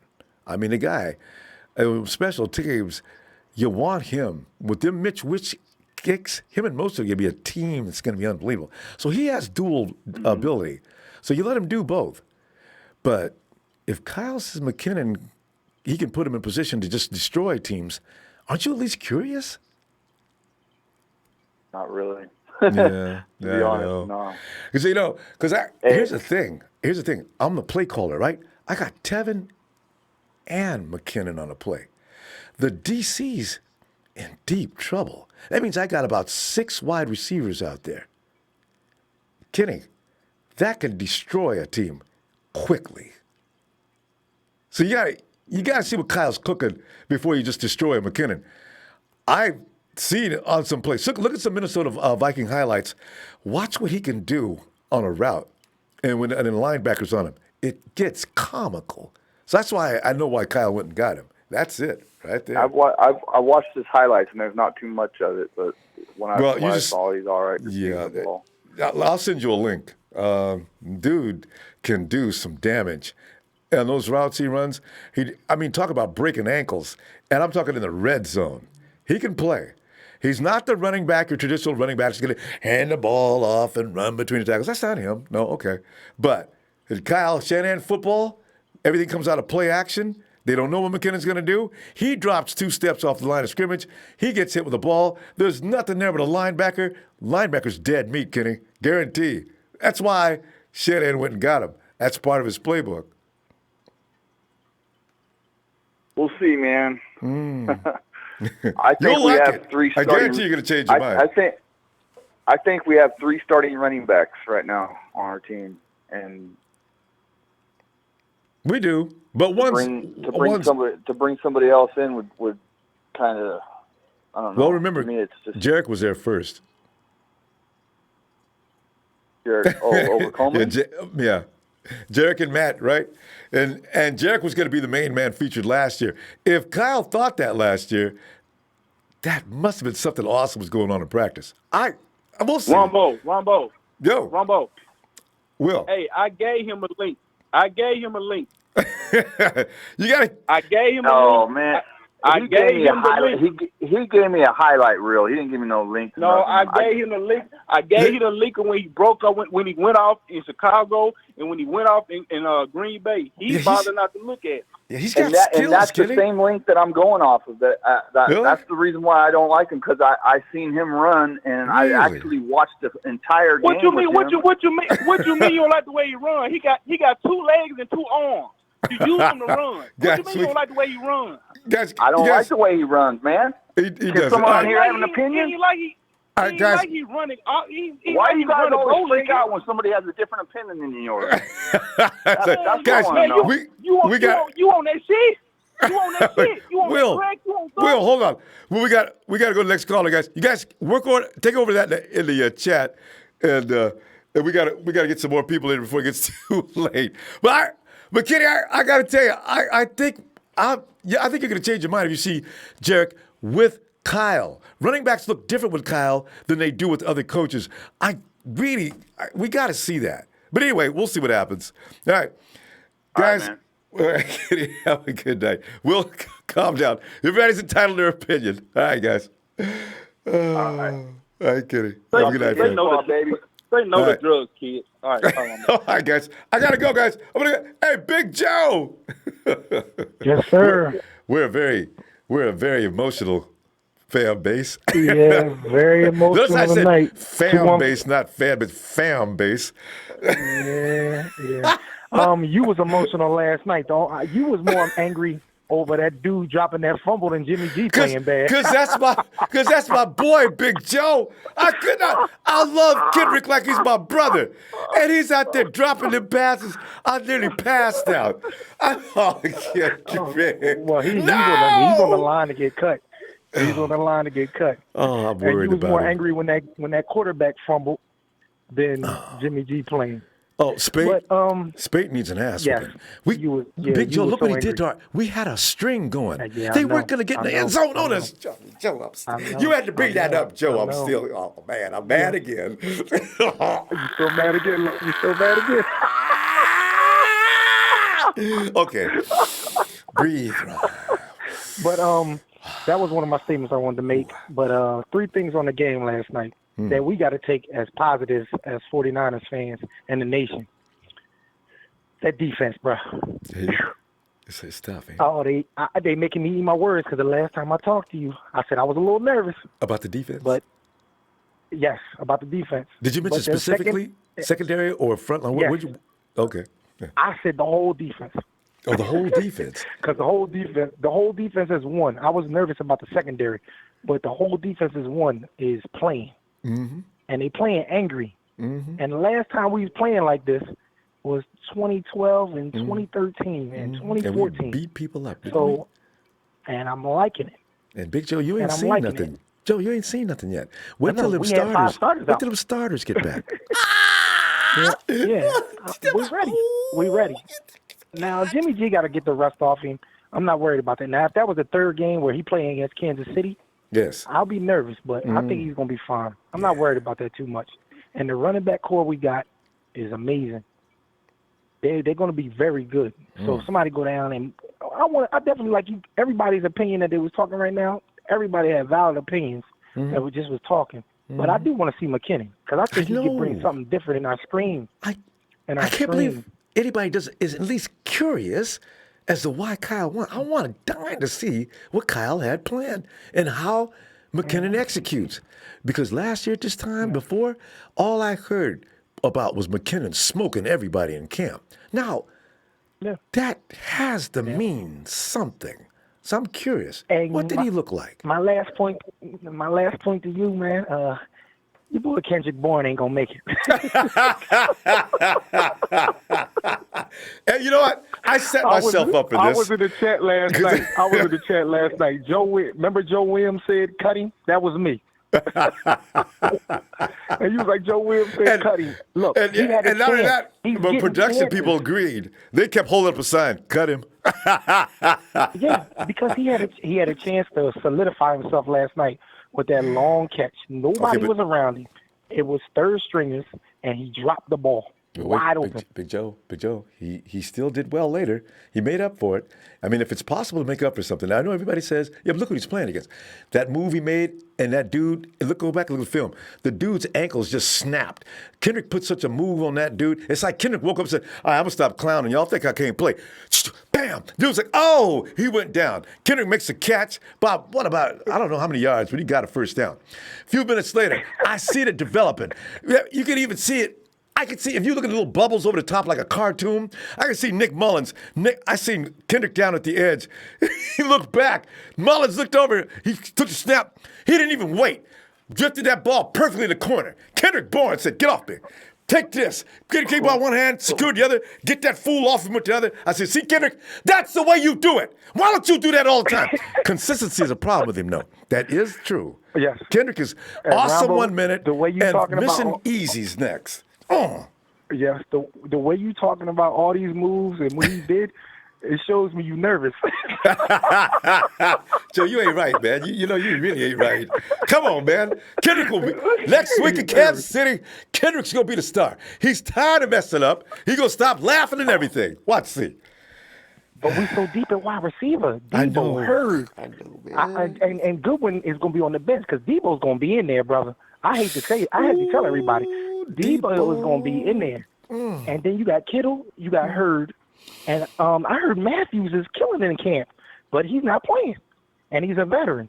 But this year, we just got to stay healthy. That's our main thing. That's always the case. Yeah, we're going to make a run. We're going to make a run. We're going to make a run. Always from Philadelphia, Niner Nation, always from Philadelphia. Everybody wait. Calm down, relax. What? Oh, by the way, Joe, it's Niner Empire. Oh, yeah. Niner Empire, Niner Nation, everything. I love it. I love it. Go. I know you do. Joe came in and told me my boy's going to get cut. All right. Joe, we going to go, man. Let me see you. Right, maybe I'll be back tomorrow. If not, the next day for sure. All right. Yes, sir. All right.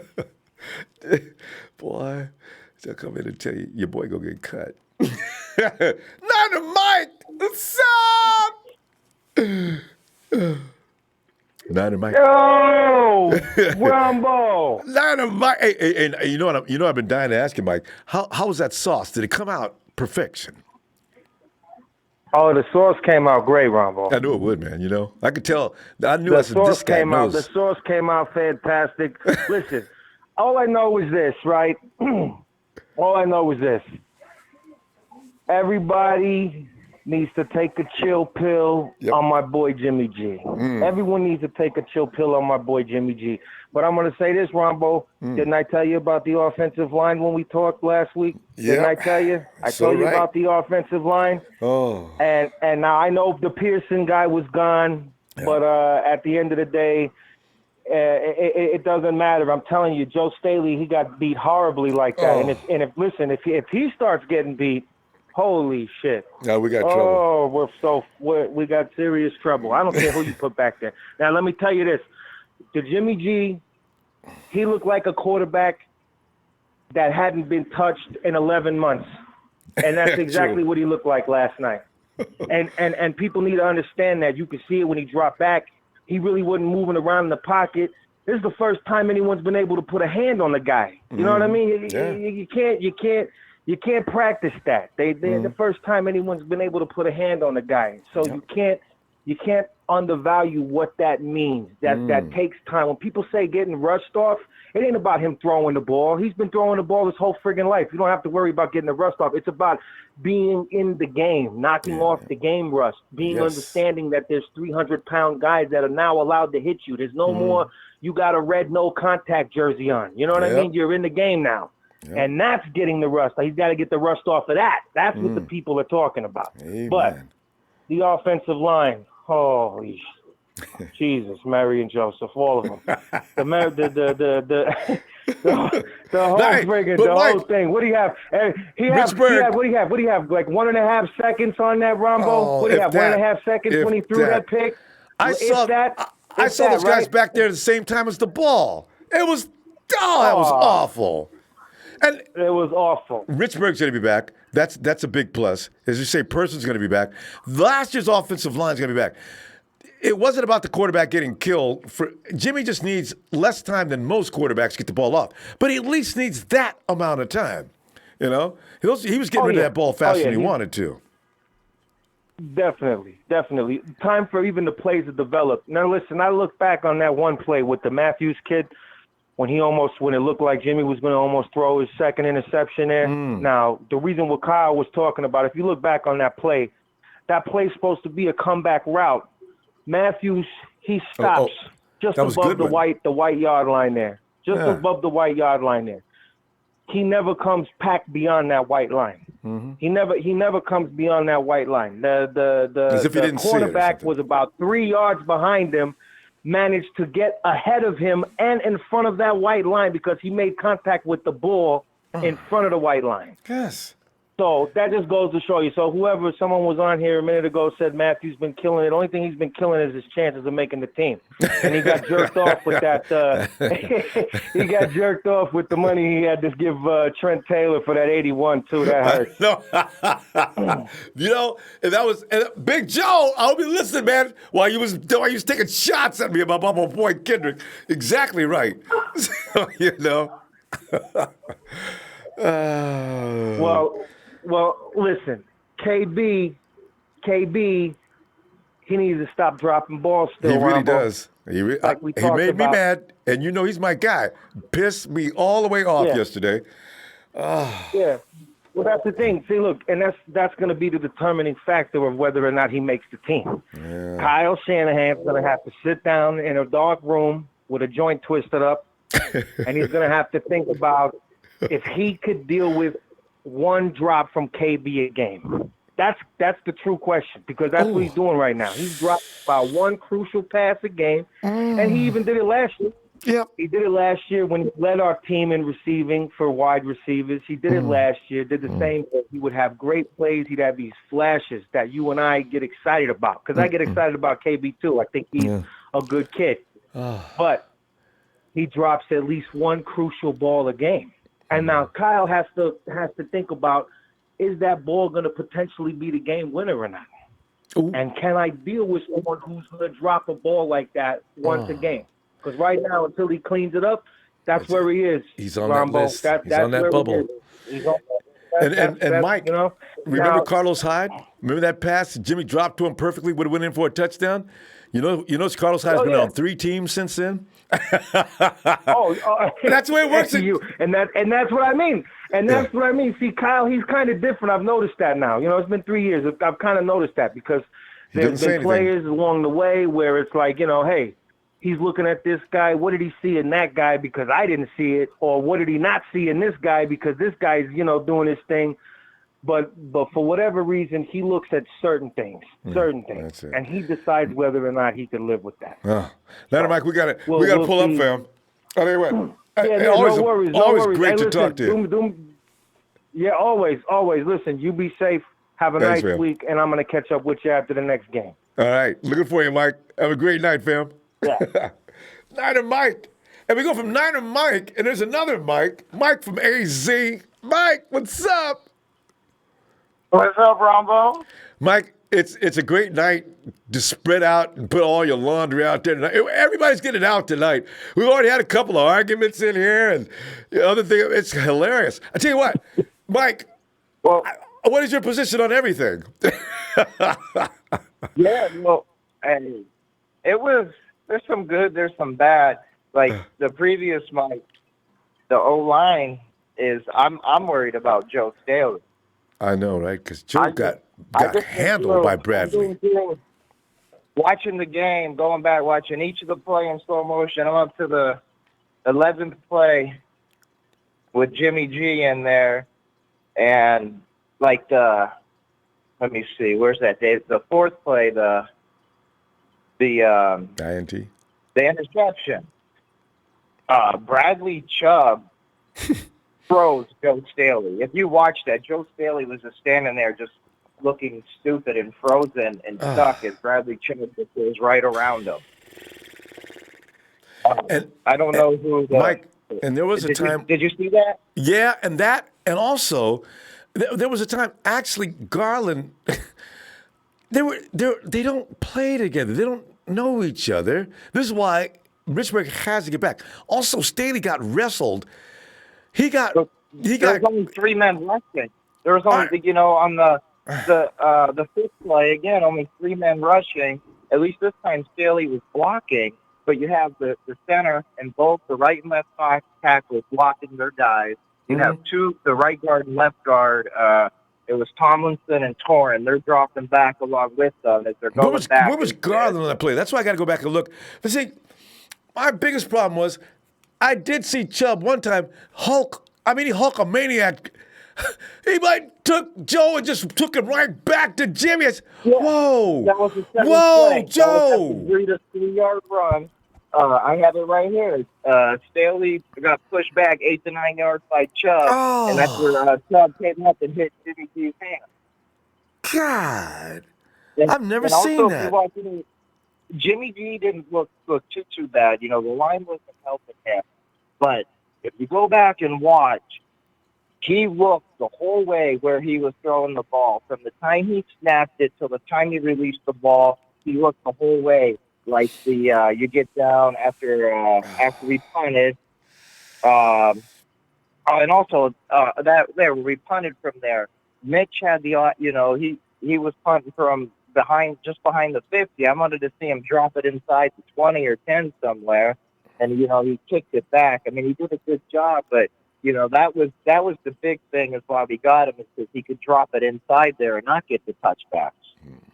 And that's what we didn't see from him. I mean, he ran down and tackled the guy. That's great, but the reason we got him is the field position. Don't remind me. That makes me laugh every time. And that's where I'm not knocking the guy. He was booting the hell out of the ball, but that's where I wanted to see him, drop it out of bounds around the 10-yard line. And Mike, what you just stated may have been why he went down there and body slammed that running, because he was probably pissed off because he didn't put the ball where he wanted to. And he said, "Damn it!"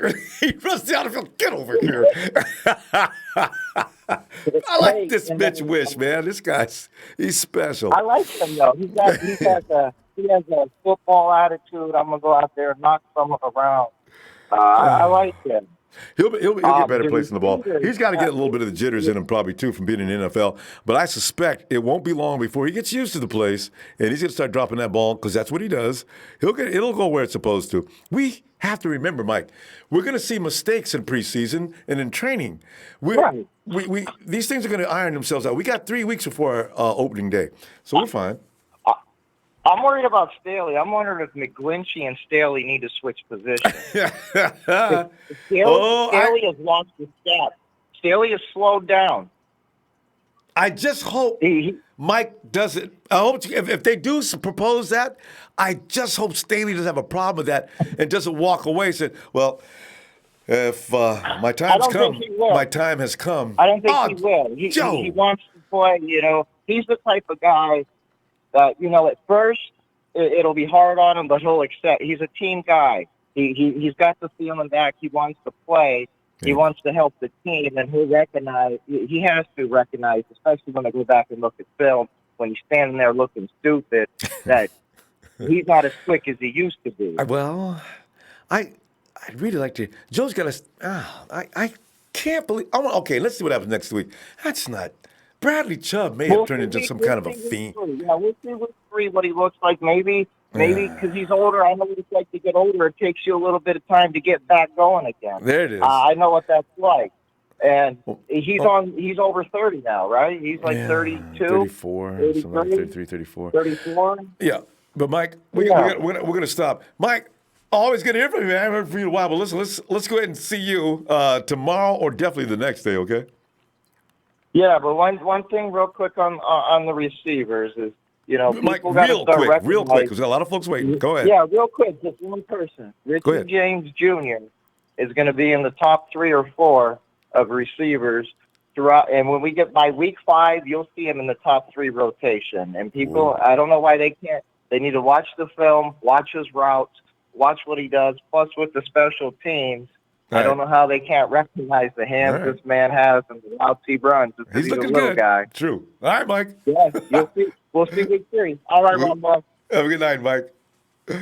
Oh, man. It's the attack of the Mike Club. And now it's Marin Mike. Mike. Mike. Hey,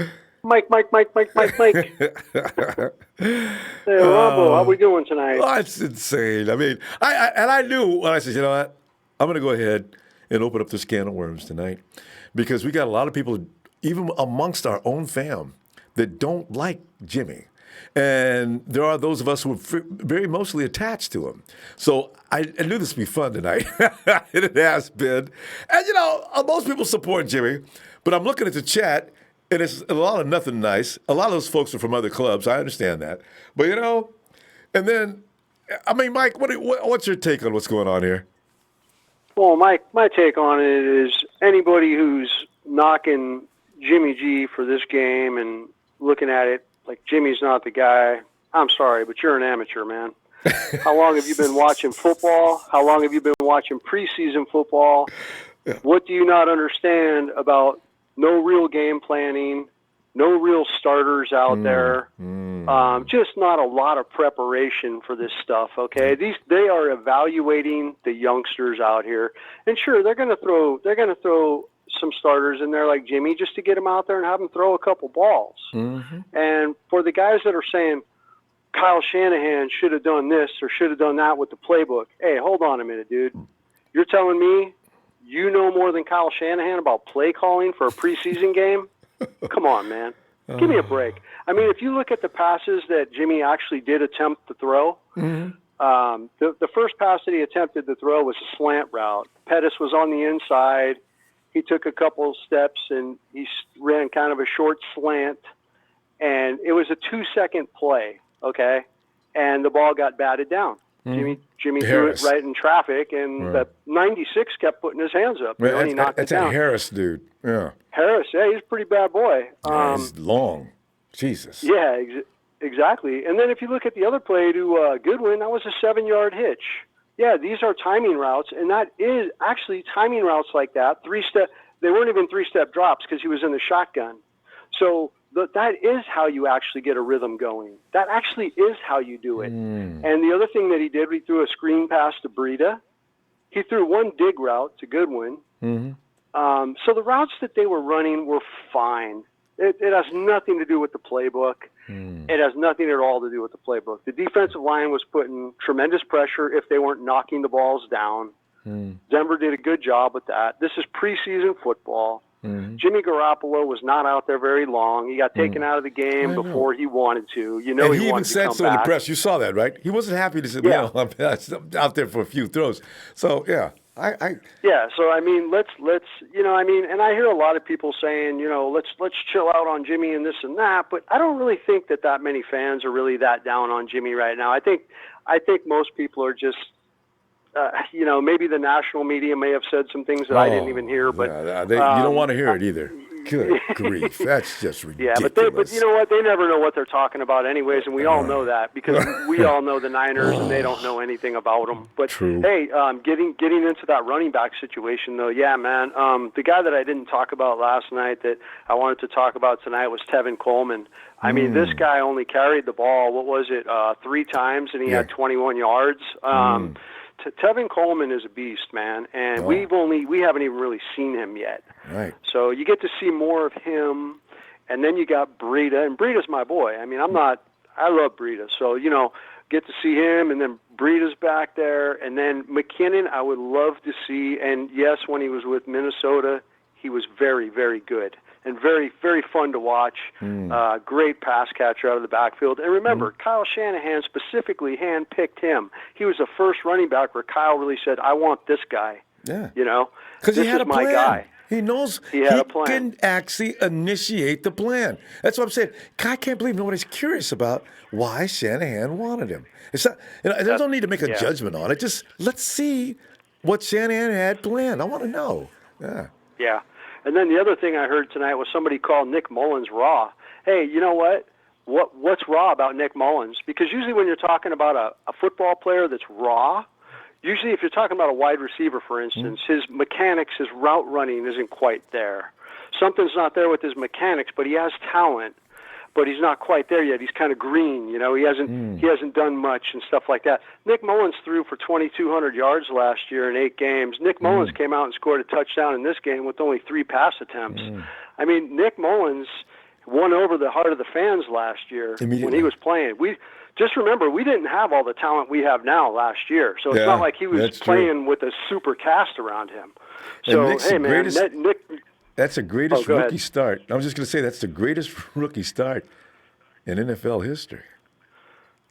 Yeah, I mean, and I'm not saying that there's a quarterback controversy. I'm not saying he's better than Jimmy G, but I'm just saying he's not raw, dude. Yeah. Because someone who's raw looks green, they look raw. He doesn't look raw. He knows how to read defenses.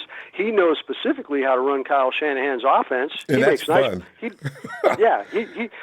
mean, he knows how to run this offense very well. So he is not raw. Not in my book. If there's anything that Nick lacks, it's only experience. And that's why I said a little earlier where I forgot who I was talking to, Nick is probably not a threat to Jimmy at this moment, but in a couple seasons, he could be. We'll see if he keeps going along as he is. We get that number 2 draft. Yeah, well, otherwise we get that number 2 pick for trade. But that's down the road. Mike, we got to go. We'll get back out to the East Coast. All right. Hey, Ronbo, one last thing. Dante Johnson, please get him out of here. I'd rather see Tim Harris Jr. I'd rather see Tim Harris Jr. and Emmanuel Mosley as our backup DBs. All right, buddy. Agreed. All right, Mike. Have a good night. Hey, have a great night. All right. Thanks, Mike. Bye. There's Red Mike. Bye. All kind of good points. Let's go out to East and get Demetrius. Big Ronbo, what it do, man? How you doing tonight? D, man, we just got there tonight. Hey, we just got Dante Pettis a request to get him on out of here, and we got Jimmy G competing for his job amongst many. And we all of a sudden had a running back situation come up of those who do agree that Jerick McKinnon could at least still be on the team, while Kenny says we don't need him. So we got all kind of things going on tonight. You can touch upon anything you want to. What's on your mind, Demetrius? Man, I've been listening, man. I'm disappointed, man. Like, a lot of callers, man, y'all gotta, like, y'all need to calm it down on the 49ers, man. If you're a true fan, like, this shit happens. Excuse my French, Rombo. You know what I mean? Like, Jimmy G, yo, we won the game. Like, yo, we won. Let's not forget about that. We 2-0 in preseason. We with the backups and all that. You know what I mean? Like, we gotta calm it down, man. Jimmy G, he's just coming back off injury, man. So the steps he was making in the pocket last year or the year before that, he not up to that par yet. Yeah. So he was moving in cement last night. Good. You could tell he was nervous. His upper body was moving, but his lower body was stiff as hell. You know what I mean, Rombo? He was freaking out. Actually, he was keeping calm about it, but you're right. I do think he was freaking out. Because I got this dude coming at me named Bradley Chubb, and he don't weigh less than 250 pounds, somewhere in that area. Facts. And he's coming at me. Boy. Facts. And, like, all this KB talk better stop tonight. That shit better stop tonight, man. Y'all better calm it down, man. God. If you look at the route and you look the way he was running, how he ran his route, it looked like he slowed up on his route. That's why he dove for the ball. If he would have kept running, he would have caught the ball. He might have got that in stride. But see, that means, Demetrius, that might have been his fault then. I don't know. KB is facts, Rombo. I ain't blaming. He should have caught that ball. I agree. I totally agree. But if you look at the play, that safety was coming across to take his head off. So I think he saw that safety coming and dove instead of running straight through and got his head taken off. Which would have been a smart thing to do, actually. And where that would have put him out. So I think he was protecting his body more than anything, but he should have caught that ball. He should have caught that damn ball. You know what I mean? Right. He'll never tell people. He'll never admit to that either. You know what, Demetrius? Because what you're saying makes sense, but he'll never admit to that. But he was trying to protect himself while making that play. Dang it. I played wide receiver in high school, man. I played that in high school. So you know about that pain, yeah. All right. Either he came off that post wrong or off that angle wrong. Yeah. You know what I mean? Either he slowed up on his route, slipped or something. But I just think if he would have kept running through that route, he would have caught the ball but got his head taken off. But he dove for it, so he wouldn't get his head taken off. Demetrius, that's what messed him up. You see that play he did a few minutes later of nearly killing that man's ankles? See, this is why I like Kendrick Bourne. People don't understand. Kendrick Bourne may be one of the most crisp route runners not named Dante Pettis on this team. Facts. God, he can run some routes. Look, Rombo, look, he dropped that pass. Look, Kyle Shanahan went right back to him. Like, let me see what you drop these, you drop this, you done. So what that tells me is Kyle Shanahan trusts that man. He trusts that man. So, man, look, all that y'all need to stop, man. If you're a 49er fan, be a 49er fan. You need to cut the BS because he was just tearing it up in OTAs and all that. You know what I mean? Still has 2 weeks ago. Now everybody turning their back on him. Not me. Stop that. He made me mad, but I ain't never gonna turn my back on him. We can get mad. Nah, Ronbo, that's my guy, man. That's my guy. I got faith in him. I got faith in all of them, like, in the whole squad. Like, it ain't just one player. Like I said before, Ronbo, man. If you're a 49er, you're a 49er until you gotta go. And the second preseason game, we prejudging all these dudes. Like, come on, especially our stars that we want to be stars. Like, you can't down them, man. You gotta hold them up. You gotta lift them up. Yes, you know what I mean? Empire, man. Right or wrong. That's right. 300 strong, like the movie, Ronbo, man. There you go. Don't get me to preaching of it. Yes. Tonight we'll dine in hell. I'm going to tell you, this, before the dust settles on this, and that final 53 pick is going to be boy, I tell you, Demetrius, man. So, thing is, who is Givens? Matthews, I never we got heard people of this I don't dude. even know that are looking good out there. This is by far the best year I've seen in a long time. He's probably in place for Ronald Blair right now. He's probably holding Ronald Blair's spot down right now until he come back. DeMontre Moore. And my the dude just taught me how to pronounce his name. Put that work in last night. I mean, you saw Streak chase that quarterback down and shake him up on the floor last night. Dude, you know PFF ranked him and also and Raheem Mostert is PFF number one. Man. Raheem Mostert looked like, man, Ronbo, he looked like the second coming or something. Tell you, man. That boy run with anger, man. He run. He won it. He won it. Vala That's what Agda's I the guy like I'm to talking see, about. man. Demetrius, we got to go. I'm getting pressure from my producer every time I go over. So listen, we'll see you. All right, Ronbo. I'll holler at you. All right, fam. Yes, sir, man. You have a blessed night. Not the Empire. One. Appreciate you, fam. Night, Demetrius. All right, Lamont. Ronbo, what's going on, man? Oh, Lamont, man. We're just sitting there discussing. And the Jimmy G thing, I thought I'd go ahead and get that out the way tonight because everybody's talking about it, man. Even the folks in this old neighborhood back in Chicago, man. Jimmy, Lamont, Jimmy is held now to a very high standard. If he should drop for any reason, even if there's many reasons, they cannot be used as excuses no matter what. He is a magician and nothing should be able to stop him. So when he falls down off that pedestal, here come the boo birds. It's like the Jets fans. The Jets fans, they say the Jets fans used to start booing the Jets the night before the game.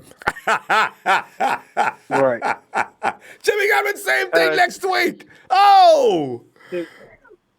To be honest with you, Ronbo, man, what I was expecting from Jimmy out that game, I didn't get. Only thing I wanted to see him do is just basically, what I was reading and what I saw in training camp. I just basically wanted to see that. But at the end of the day, I'm a Jimmy G fan. That's number one. Number two, what do you expect for somebody coming off an ACL injury? You know what I mean? One of the things that I think that the commentators was bringing out was the fact that, number one, I think two things I really didn't hear nobody really point out. We've been already sparring with the Broncos for the past 2 days. So they already knew exactly what was going on. You know what I'm saying? So you could tell they was on routes and things like that because we was sparring with them for the past 2 days. So that's number one. Number two, I think that the situation with Jimmy G, I mean, people have to understand too that defense is out there to make plays too. The dude who batted the ball down 2 times. Harris. Those were just good plays. Those were just plays that he actually made. You know what I mean? I think the rust comes from Jimmy just understanding that he has to sidestep when he sees stuff like that because it wasn't a clear throwing lane for him to really throw the ball. And so I think that's where the rust is coming in at, as far as dealing with that. And I think, Jimmy probably felt uncomfortable with the personnel out there because if it was anybody that he felt that he was going to be protected by was by Joe Staley. And at the end of the day, Joe Staley just let him down because he just got beat. At least once. There was once confusion in the offensive line. But Joe just got manhandled. Joe! Nobody manhandles you! Oh! Right. But this, and I'm just going to wrap this up because I know you got other callers. Just 5 quick points. This is going to be real quick. Number one, we won the game. That's the only thing I care about. We won the game. So as Niner fans, we should be happy, man, that we won the game. Number two, we won the game in all 3 phases of the game. I was very impressed with special teams because that's what you need to do to win. Yeah. We won defense. Defense ain't let no touchdowns go until 2 minutes before preseason was over with. That's something that Sherman talked about was just consistency. You know what I'm saying? As far as dealing with that. Yeah. We won all 3 phases of the game. And then number 3, we know that we got the best number 2s in the league. So if a number 1 go down, I feel confident that y'all 2s can come in and be successful and keep doing what they need to do. Yes. And number 4, the thing I was more impressed with than anything was the team camaraderie on the sidelines. Just players, just being hyped for any player, not just the punter. Anybody who's out there making plays, Sherman, Warner, all of them, man, was just out there high-fiving people and congratulating people. Loved it. And I love to see that. Yeah, and I love to see that. And then the last thing, man, that I saw, man, is that they expected to win. No matter, even when we was down, they expected to win. Like, no matter who was playing, no matter if it was Mullins coming in the game, TJ was coming in the game, before, Keep man, we had to get down, man, and you kind of already dictated the game was going to be over. You know what I mean? But other than that, man, they still expected to win. Character. The character's building, Lamont. They believe in each other. And I don't care if you're the third string on this team. Even the third stringer's got talent. Oh, man. Loving this. Yeah, man. So. And then I'm going to let you go, man. I'm just excited, man, because, Juan's supposed to be playing next. Is he playing Saturday? I think all of them are coming out for the dress rehearsal. I think this is going to be a game of games. You got Patrick Mahomes going to bring his boys. This is going to be something to see. Yeah, I definitely agree, man. But I'm going to let you go, fam. I know you got other people, man. I appreciate you, though. Thanks, Lamont. Appreciate you, fam. All right. Talk to you later. All right. And let's go and get Russo. What's up, Ronbo? Russo, as you know, tonight we got into a subject matter that created some flames. And you know exactly where to start. Jump on in there, man, because I'm telling you right now, and I still love Kendrick Bourne. It's just like, let everybody know, I am not giving up on Kendrick Bourne. Yesterday, I actually denounced him. I said, for a few minutes. And then he came back and made a play. Hey, I'm back on the KB train. So, yeah. Anyway, but I mean, I will say about Kendrick. I'll say about Kendrick Bourne, when you fall on your face, you better get up, or you better just give up. And he got up, and he scored a touchdown. So beautiful route. It is what it is. Yeah. So, I mean, I'm not guaranteeing his roster spot, but I think considering how it's been going, I mean, you come in, you score a touchdown, cool. I mean, that's good. But so just a couple things I wanted to say. The whole McKinnon deal, Once you're put on the PUP and you get activated on the PUP, no, you cannot go back. You can't go back on. So Phil was right about that. Yeah. But he can go on IR. You can put your entire roster on IR. But you can only activate 2 players. Yep. Right. You can only reactivate 2 of them. So McKinnon can go on IR. He just can't be activated for 8 weeks. So, hey, Russo, you might be able to answer this question too, then, because last year they put Ronnie Blair on that. I think they weren't able to bring him back until about week 7 or week 8. Now I'm hearing stipulation is players on the IR can come back on after the break. Have you heard? Is that right? So after they take a break on week, it is still week 7, week 8. No. 6, 7. Yes, the IR designated to return is an 8-week IR. After 8 weeks, so you have a window to activate them, or you must leave them on. All right, there you go. And then the other thing that I wanted to talk about was Weston Richburg. I know you heard you talking about him. I've been starting to hear some people talk about him. Yeah. I've been bringing up his name for about 3 weeks now, and I've been telling you he's getting close. He's getting close. I've been watching him a little bit, like any clips I can see. And I was expecting him to be ready for week 1, and it's all sounding like he's going to be ready. And I know a lot of people are just don't even want to hear it. They just think he sucks. But the dude was injured all year, knee injury. He played through the knee injury. It caused a quad injury. He had to get 2 surgeries. And the year before, he sucked with the Giants the year before we came to us. He was dealing with concussions that entire year. And if you look at his career prior to the last 2 years, he's dealt with injuries. He's been a very good player. Yeah. He's a good player, and he's a tough kid. And I'm expecting him to be ready week 1, and I'm expecting to see a big difference with the line. Like, you're talking him in person and Staley, McGlinchey, Tomlinson. I think the line is going to be it'll probably take a week or 2 before it gets to where it really needs to be. But luckily, we play Tampa Bay and we play Cincinnati. That we can get away with some things. Right, so we can get away with some things. You know what worries about Tampa Bay, though? I was looking at their line playing yesterday that, Vita Vea, they got this one other guy, I forget his name. He's dang good. Well, Vita Vea's probably going to miss the game. You think he's still going to be out? And they've got one other guy. So they do have a formidable front line that is definitely going to test our offensive line. But they have a Dominican too. They picked up somebody else new. Oh, yeah, they did pick up Sue. There's another guy, too. Anyway. They got Devin White in the draft, a linebacker. Good player. He didn't play in that game yesterday. So, yeah. Anyway, I still don't worry about him. No. As your offense is strange. And I guess the other thing I wanted to say was, as for Big Show's call earlier, I'm proud of Big Show's call because he stepped up and said, put to bed the whole Mullins over Jimmy thing, like everybody was calling for Mullins over Jimmy. Oh. So I was happy to see that, and I was also happy to see him say, own up to the McKinnon thing, because he's been a strong advocate of McKinnon, and I think he's finally realizing, look, he might go on IR to start the season. After the season, look, we can just cut him. You know what I mean? So he's no longer like force feeding McKinnon down our throat. So I was glad to see him come to realization on that. Anything he can offer us this year is a bonus. We've already paid him, so let's just get him right and let's get him in if we can. Sure. But the one thing, Big Show, you need to get off the CJ train, bro.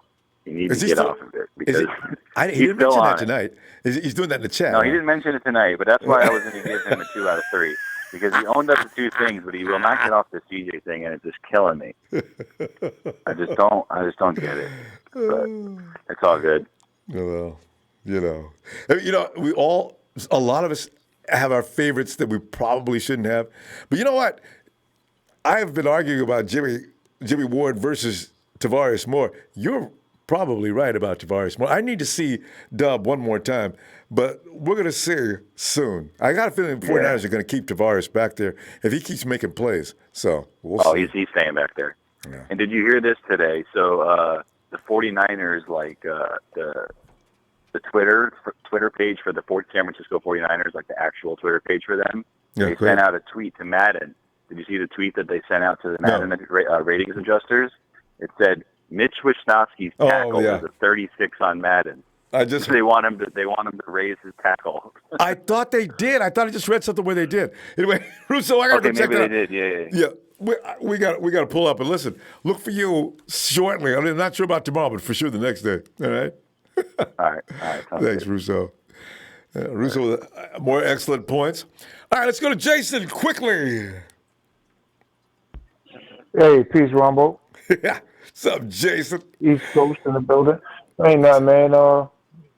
Bourne is an elite route runner. Oh, yes. Boy, he had some hand issues in the past, but you got to respect his numbers last year. He is right now one of the most productive. I mean, Jalen Hurd is, he caught, 2 passes? I know, right? He ain't been busy. Where's Debo at? Where's Debo in the passing game? I mean, the jet sweep is dope, and I know he's going to be great, but I'm curious why are we not seeing him in the passing game? But he had that big one last week, the one pass.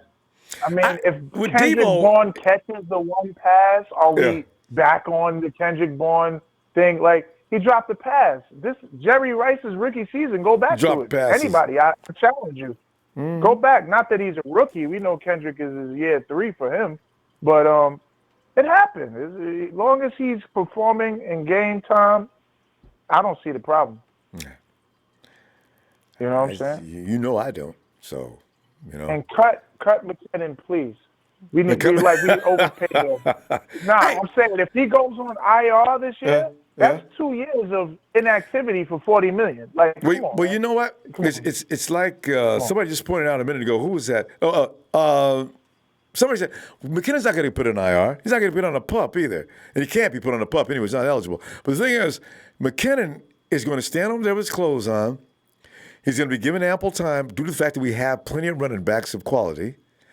And after the bye week, look out. The Jack McKinnon show is on. I got a feeling that's the plan. Give him ample time to get strong. That'd be nice to see. And Jason, you know what? If you imagine that this dude is anything like Kyle's thinking, it seems Kyle likes a lot of. Can you imagine him and Tevin Coleman on the field at the same time? What in the hell are you going to do as a DC? I can't really imagine it. Oh, I can't imagine it because I'm already imagining Matt Breida even before McKinnon got there. Breida was already looking like our future back. So now with Coleman, I just don't see how you go away from Breida and then Coleman, and then we're going to bring McKinnon. Certain situations will dictate it. Because the thing is, every now and then you run. Matty B runs that stretch textbook. If I'm Kyle That's my dog. I don't call anybody else for that but him. But I got another strategic situation where I got 3 running backs. I got McKinnon in the slot. I got Tevin lined up in the backfield. The thing is, your options are endless with all that weaponry. Why not use it? Ronbo, we're dealing with productivity, and we're dealing with a flux of running backs at this point. Like, when you think about the performance we're seeing from Jeff Wilson III. Poor guys. Him and Austin Tyler. Austin Walter. Austin, he might go to practice squad. But he Moser, is talented.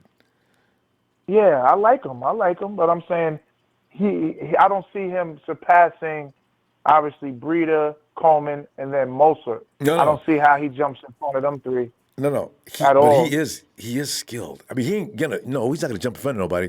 But wow, he may not even make How the many team. backs do we keep on that's what I'm saying. So, that's the dilemma. But with McKinnon, I don't see, we already got 4 backs that right now are before him. So he got to, he's been a year and change removed from football. So he's at that week 8 point. That'll be close to 2 years, damn near. A year and a half. He won't wait that long. I would And just Jason, put him on IR or trade him. But one thing, Jason, remember, for the last 2 years in a row, in week 13 and on, 49ers are calling. I'm surprised you didn't get a phone call. If you can play running back. See, because this is ever since Tom Sula, we get down the last few weeks, we ain't got no running backs. They're pulling guys off the practice squad. We only had 2. We only had 2 good, worthy running backs. Now we got at least 3. Solid. There you go. Coleman, and Mostert. And Mostert's got to be on special teams because he's the best gunner we got. Hell, Mostert's the best gunner in the league. So, you got to let him continue to do that. And fuck around, our punter might be the best special teams in a minute. I mean, this is a recent discovery. He's looking like a genius. Good He's Lord. looking like a genius right now. Like, why not draft a punter who is one of the baddest special teams man on earth? Why not? Why have the punter just be an extra man wandering around as a safety for the long return? But C.J. Beathard, if real quick, he Jason, can get his brain together and do what I think he can do in the system, he can be a starter in this league. That's what I see with Beathard. He has the tools. But all right, Ronbo, good to have me on. Having me on the show. Appreciate you, Jason. Always. Keep doing it up, man. Peace. All right, man. Have a good night, Jay. Oh, man. We're having these discussions are awesome, man. So we're not all on the same side of everything, but that's what makes it more fun. Hey, Kevin, come on in, Kay. Hey, Ronbo. Kevin. Well, Kevin, you've got a potpourri of things you can approach tonight. You can get excited about Richburg's return. You can talk about how Jimmy needs to improve or let him alone. You can talk about that defense and the character this team is building as they refuse to say die against the Broncos. And you can even talk about the mistake named Wilt Spate. You see what I did there? I'm still mad at him, Kevin. We had a shot. We were not allowing any touchdowns until Spate pulled a Brian Hoyer and the ball slipping out of his hands as he's trying to throw it. Oh, God. But, Kevin, please. Yeah. Be easy on my boy Kendrick Bourne. I like Kendrick. Okay, go ahead. Well, Ronbo, Richburg's actually the topic. I was talking, I think you had Russo there on, and we were talking in chat a little bit about him, but I wasn't a fan. I don't know if you remember last year. I mean, I was talking about him last year. Yeah, I haven't liked him since he was with the Giants. I mean, are you from the East Coast? Yes, I live in North so Carolina. you see him closely, yeah. Yeah, I see a lot of most East Coast games, but just a lot of his tape and stuff. But I'm really pulling for him because if you look back, Ronbo, at Shanahan's offense, that outside zone blocking, it's important. There's 2 people on offense that touch the ball every play. It's the center and the quarterback. That's right. And if you go back and look when Shanahan's offense was at its best, I mean, that was with Mac in Atlanta. Yeah. Yeah, and he's a, constant Pro Bowler. And then if you go back and look even at his dad, Mike Shanahan, he had Nalen, which was a perennial Pro Bowler in Denver. Yep. So, the protection thing is a huge issue, and it has been, especially in the red zone. I feel like the center of our offensive line collapses way too much.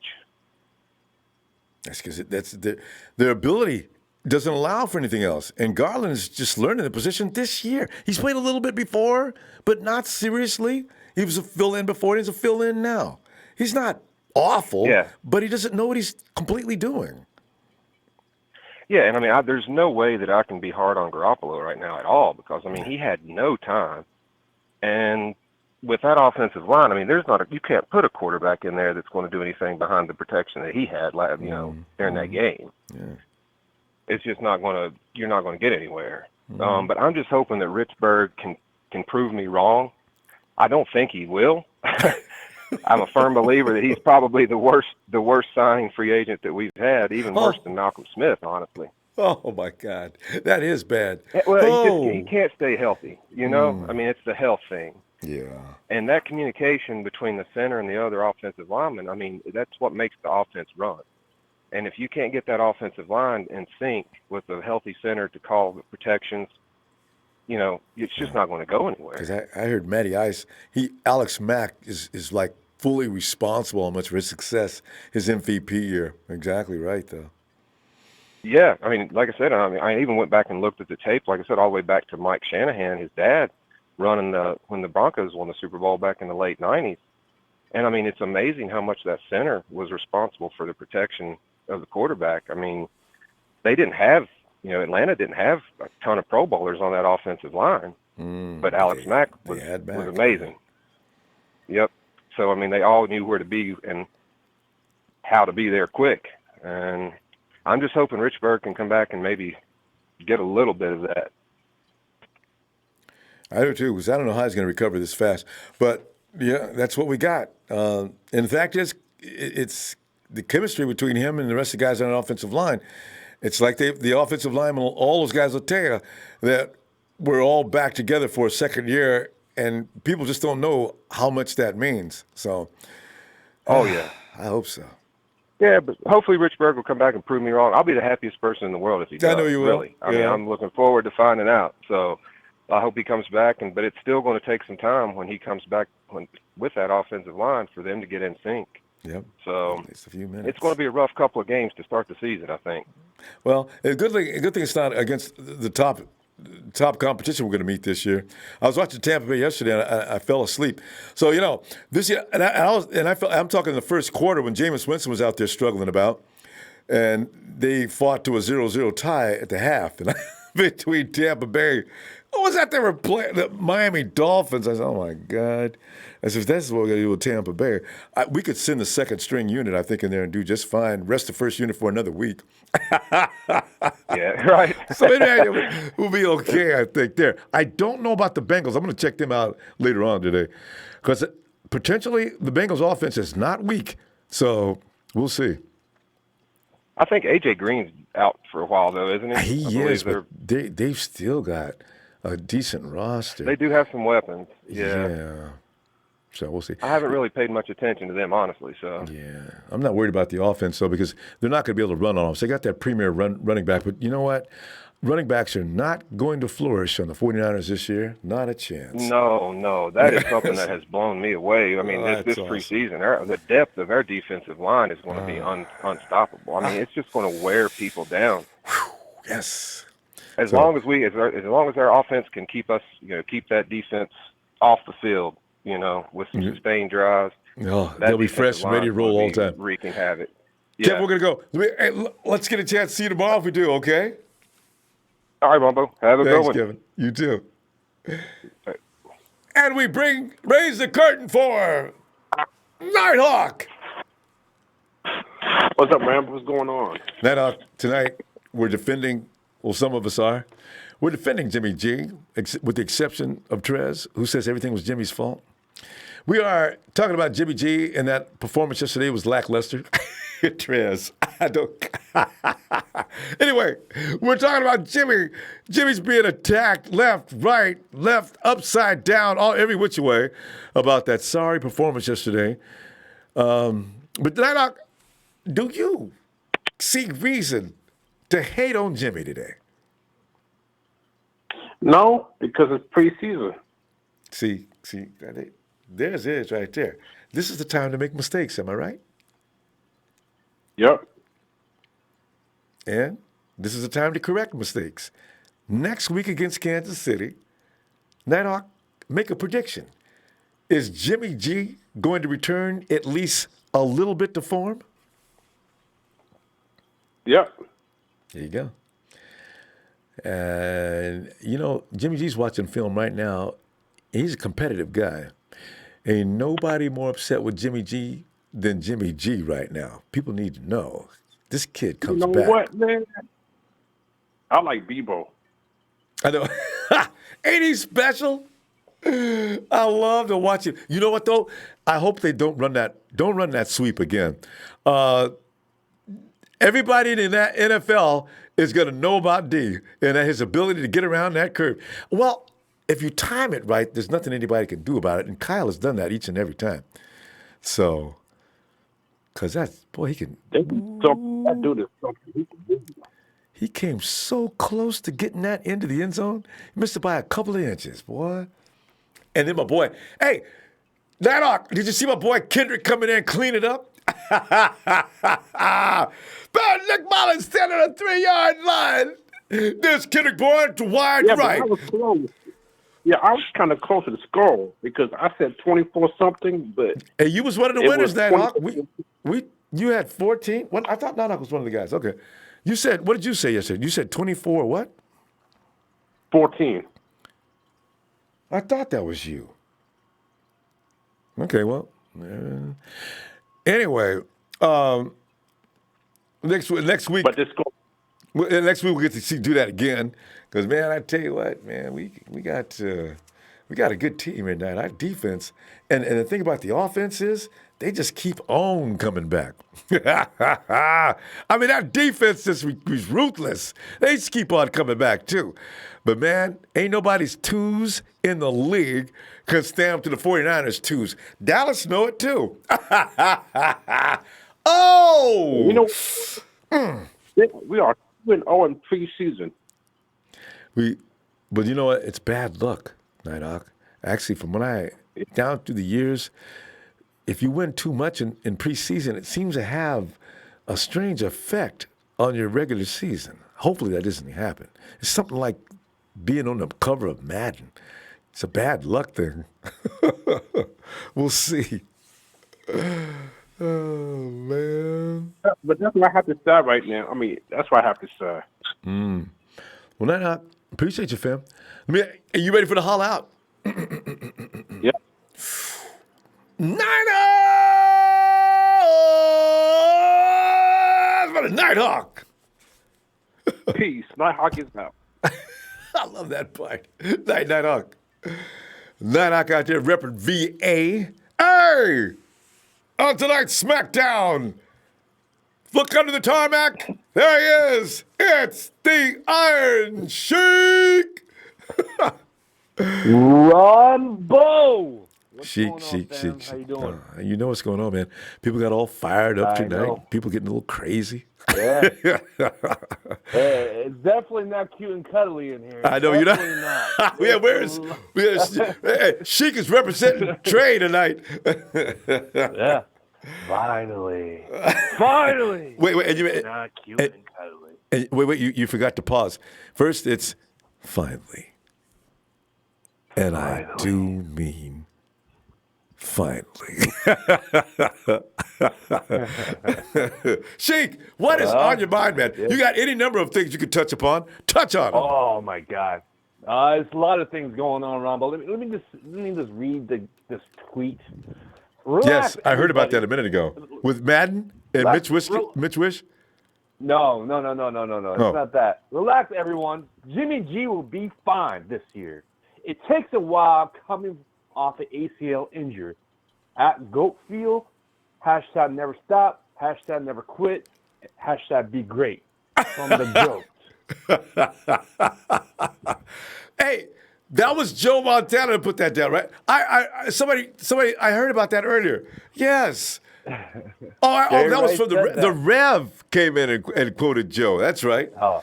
Did you say hashtag Goat what? Goatville? Get fuel. Wait, hold on. Hashtag. Yeah, get goat or get fuel or something like that. I love. There should be a hashtag Goatville because Goatville's a very small community. So I love it. Yeah, but that, talking about ACL injuries, Ronbo, that man right there knows all about that. He knows how to wait. No, Jerry Rice. Oh yeah. Jerry Rice. He came. If you remember, he got that ACL. He was in crutches.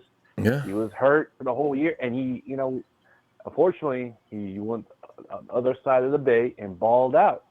Yeah. And he became a great a player. And Super Bowl. A person like that, and then won to the Super Bowl, and he got the only touchdown. Sorry ass Raiders. Still hate that he went over there. That just really bothered me. God. Yeah, it was disgusting. Yeah, well, that's but the the way thing is, organizations let work. me put that to bed, man. Jimmy Garoppolo has been gone for a while, man. It's like he comes in, he's feeling the feet, the happy feet again. When he gets that going, he's gonna be back. There's so many guys. It's a big people say, "Oh, he's done. We paid $23 million for." Well, let me tell you this: when Jimmy Garoppolo, let me give you a stat. If everybody likes stats, true. 6-2, Garoppolo with us, and then I'm sorry, Trey, I'm going to say it again: 5-26, Kirk Cousins. So don't tell me we need to go get Kirk Cousins. Don't say that. Wait, Sheik. I've not talked to Trey yet. Was he Kirk? I thought I did see him Kirk Cousins. Was that Trey repping Kirk Cousins yesterday? Yeah. No, he's been representing for 2 years, Ronbo. I thought he took his foot off that gas pedal for a while. But I thought I seen Kirk's name circulate through the chat yesterday, and I said something about that. I don't know if Trey was the orchestrator. I should have known. But the thing is, Ronbo, like, there's a lot of guys coming from the injuries. Yes, there's a lot of are they coming up? We have to wait for the next episode because of McKinnon situation. Nick Bosa, I'm fine with Nick Bosa. Yeah. And there's other guys, Alexander coming in, Verrett, we have to wait, be patient.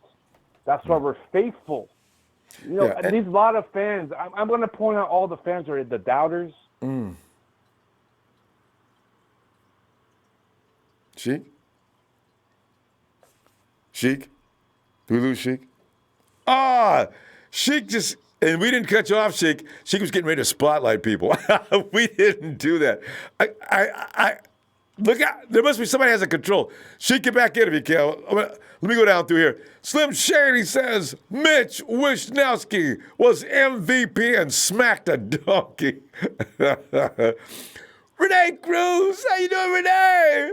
And Josh says we will beat the Packers. Rodgers and his coach are already hating each other and badly. I mean, Rodgers has been embarrassing Scangarello in public. And their whole season will be a meltdown because Rodgers wants to be treated like a god.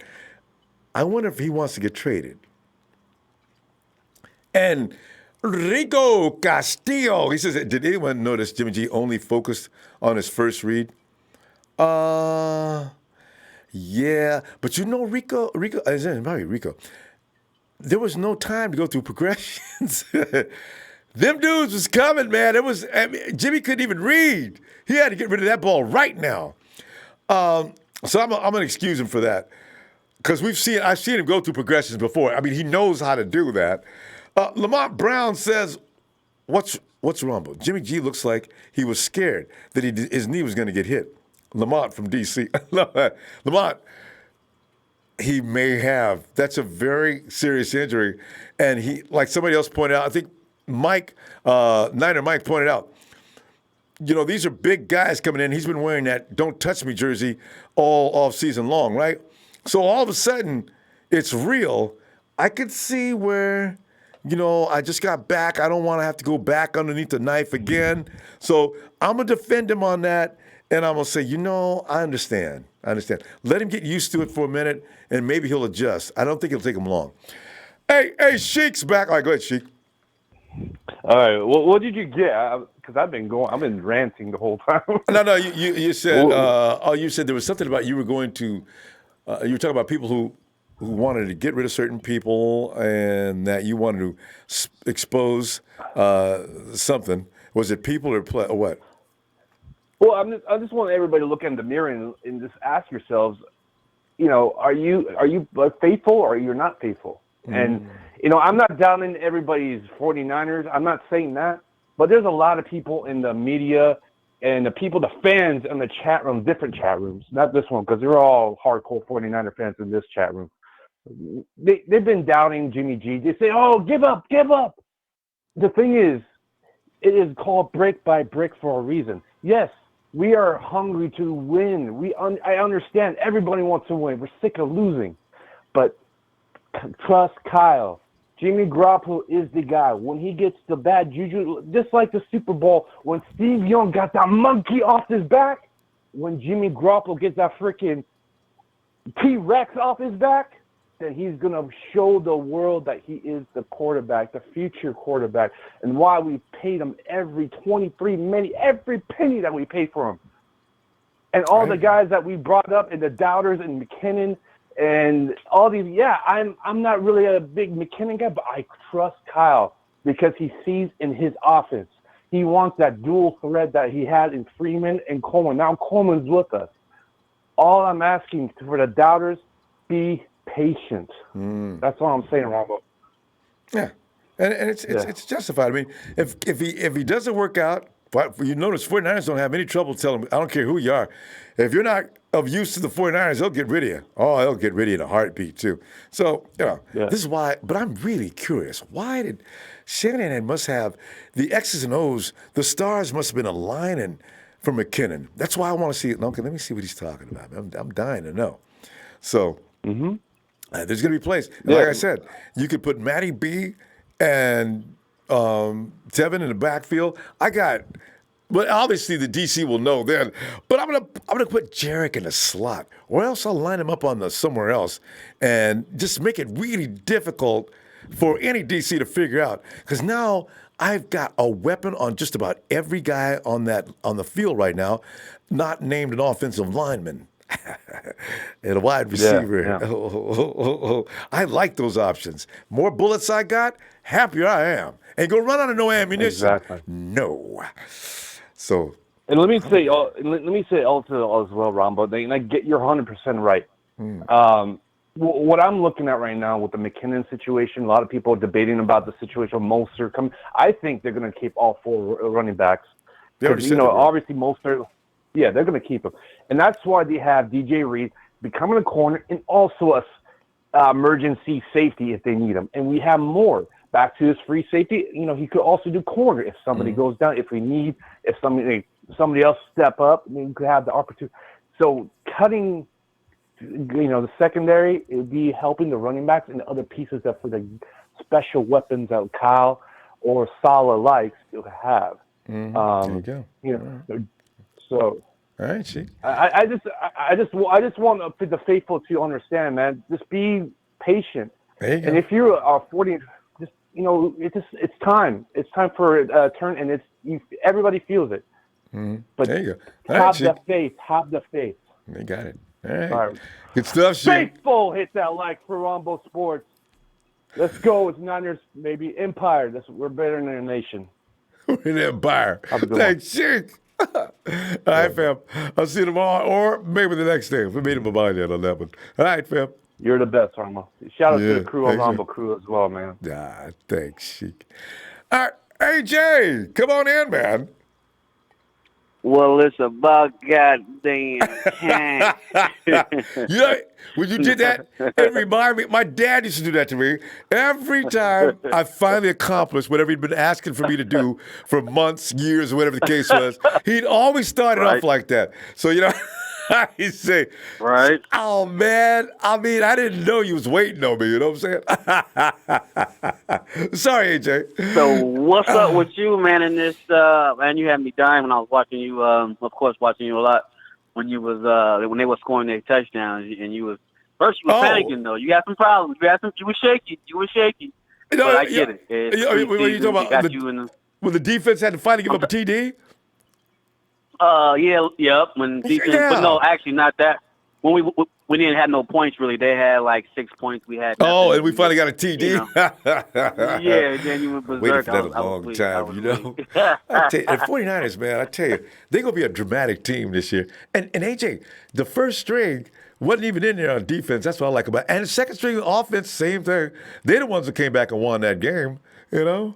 So that was fun. Yeah, they did. Our defense is one of those reminiscence of the other 2012 whatever defense when we had Harbaugh. But my question to you, bruh, is what's up with your king crowned or your king crowned Jimmy? It's not just you, but everybody. I mean, I'm not no expert. I don't play football like I'm an expert. I don't have the expert answers, but I do know this. In this division, my neighbor out here in Phoenix, he has the season tickets for Cardinals. But this division is strong. So you got Kyler Murray. Now, I'm going to ask you a question. Kyler Murray, Russell Wilson, Goff, and Jimmy G. Out of those four, I mean, I'm honestly, I don't like this. I hate the Seahawks. But I got to give us Russell Wilson the edge on everybody. Oh, yeah. Just right on that, now, no you know doubt. what I mean? Just no off doubt. top. And I don't want to now, but I got to. So my question to you is, out of those other three, with the chemistry that Goff and the Rams, the coach that they have, McVay, and you got of course Arizona, the new Kyler Murray. Yeah. He's a monster. He might be a rookie, but I don't see him as a rookie just off my optics, just checking him out as far as a young, small Russell Wilson prototype. Then you got us. You got Jimmy G. Which people complaining, and I'm definitely not feeling his naysayers, but I am feeling my own naysay about his ability. Now, 1 for 0, no yards.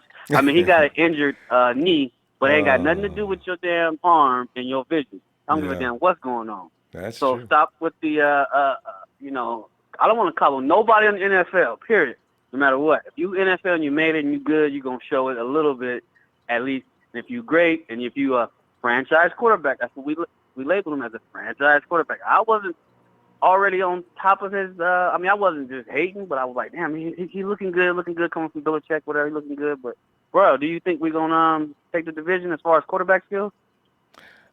As far as will the ranking change? I mean, whether Jimmy G will raise to the top of the just on the a order quarterback, who's the franchise best out of NFC West? Who do you think is going to really pull off the best percentage and all that good stuff? AJ, we can't even put Jimmy in that mix yet because he hasn't put in a season yet. You know, Russell Wilson will be he'll be the number one dog no matter what happens to Jimmy G. Unfortunately, this is a truth that even I cannot talk around. But after that, now Jared Goff has always been, and he's gotten better, I must admit. He follows instructions and he does what McVay says. Now, when he steps away from, because even when you look at the great ones, if something changes from what was predicted, the coaches are calling plays in anticipation of certain lineups and defensive sets of schemes, and they know what's going to be effective after 2 or 3 minutes into the game, right? A lot of times, they make the wrong guess. And the quarterback on the field, now, if he's a system quarterback or a guy that follows directions and waits for the coach to tell him what to do, he will fail. That's been proven too many times. We've seen too many quarterbacks down through the years like that don't go far because there are times when they need to be able to think on their own, and they can't do it. So Russell Wilson is a master. He gets out there, and actually he starts – it looks like Russ, nobody ever told him anything in the first place. So he's out there running, and they're playing sandlot football all of a sudden, right? So he's good for improvisation. So Kyler Murray is probably made and cut from that same cloth because of his size and the way he thinks. And I've been watching him. I've been watching every preseason game they do. Right now, he's not running a game plan. Like he said the other day, they're just doing things. They got about 4 or 5 rehearsed plays or 4 or 5 plays they run, and that's about it. So he's being judged a little harshly, a little too soon, too. But with Jimmy G, Jimmy G actually has what it takes to be a superstar. He showed that in 2017. He showed that actually at where he went to school. I forget what, Western Michigan or something? Yeah. Anyway, Jimmy G has always been a guy that could think on his own out there and done a lot of things. When he came in that night against the Seahawks, when after CJ went down, he went out there, he didn't know anything about the offense. He went out there and directed the offense, didn't know anybody's name. He got him in place. He rolled left, he rolled right. He was shooting darts, hitting receivers right where they're supposed to be, orchestrated a first touchdown the 49ers have thrown to a wide receiver in damn near 20 years. And that's why I said, this guy is special. And the thing is, what a lot of people don't understand is he doesn't know the playbook. He didn't know the playbook coming into last season. He went along slowly. That was unacceptable due to the fact that he came in looking like he did in 2017. Okay, I get that. I understand the misunderstanding. Then last year, first game, as I say, didn't look very good. Second game, a little better. Still not good, but a little better. Third game starts off not too good. By the second half, though, all of a sudden you start to see glimpses of what he could be. This is why I know, had he not gotten hurt last year when he did, by game 9 or 10, Jimmy G would have been running full tilt. This is why. So with that being said, he got hurt. Is he going to be He's got to get more over tentative in his thoughts? No, and everything like that, more timid? It's an obstacle he's going to have to get over. AJ, if you've ever been hurt, you know you're going to be a little scared. I'm hurt right now. From watching Jimmy G, right? No, well, that too, but my wrist, I had to change my How'd you get hurt? man. And I just happened to do some mechanical work on my car, and I already got a bad injury from basketball, and my wrist ain't never really healed as much. And I'm older now. I'm 42, so it's just of age, and then you just feel it. No surgery. I fractured it, but I had cast. I mean, like I said, it's a matter of compound of the injury, fracture, a few scuffles in life, wear and tear. I'm just wear and tear. I'm just old, man. I'm old. But AJ, just to answer your question, he's a professional, and I'm sure with his mentality and competitive edge, he will get over the obstacle of worried about his knee. And also it would help if the offensive line makes him feel a little more secure back there. That's got to be a pretty scary feeling, knowing. Oh, that line is horrible, though. Yeah, that somebody's going to come in and rage and knock you out all of a sudden. So, and he saw what happened to CJ. Must have scared him to death. So, I think next week, though. I still like Nick Mullins, man. I'm rooting for Nick Mullins over Jimmy G. I'm sorry, Ronbo. No need to apologize. Jimmy needs to prove himself to everybody. So, let's see what happens next, and you may change your mind. All right. Okay. Well, one last good my boy, not my boy, everyone else's boy. Real quick. Your defensive guy, with the one that's hating on Black Panthers and all that. Nick Bosa, man. Yeah. I feel like we got that money out for him. He kind of swindled us. I'll tell you the truth. I think I know to refurbish. I know, but you know how I feel about political. You know how I feel about political discussions nothing about political, football. Nothing political. I'm just thinking he said what he said. He tweeted it out, all that good shit. I get it, but he's a refurbished player, man. Like, I want something new. I mean, he paid him all that money. At least get something brand new. Get Ferrari. You ain't gonna get a used Ferrari. But he's already hurt. Just like Jimmy G. Let's at least see what we got, and then you can make the judgment. I mean, that's only fair. We can't see him if he ain't gonna play. Availability. He'll be playing week 1, more than likely. You think so? If not week 1, somewhere near. I want to bet on it because I don't know what the prognostication is right now. But Nick Bosa can play football, fam. I got to tell you, no matter what else, he can play football. So let's see what he looks like when he gets back. And then either I go along with you, AJ, or I say, AJ, let it go, man. Let it go. All right? I like it's football. I like some of them offensive linemen that's like Cowboys got, that line they got. I think we needed more of that than Nick Bosa. We had D4. Put it this way. Nick Bosa will clown that offensive line. All right? Think about that for a minute. All right. Hey, fam, we got to go, though, AJ. Okay. We're out of time. All right? Okay. All right, fam. See you later. For show, man. All right. Good show. Keep it cracking. All right, man. Talk to you later. Cali up. Night, AJ. Yep. All right. Let's go to since day one. What's up, family? What's going on with you, man? Day one, man. Tonight, we're going all different directions. There's all kind of opinions on Jimmy G and that 5-minute performance he had. And tripping, Rumble. I know. It's good. You know what? He gets paid a lot. A lot of people didn't really appreciate him in the first place.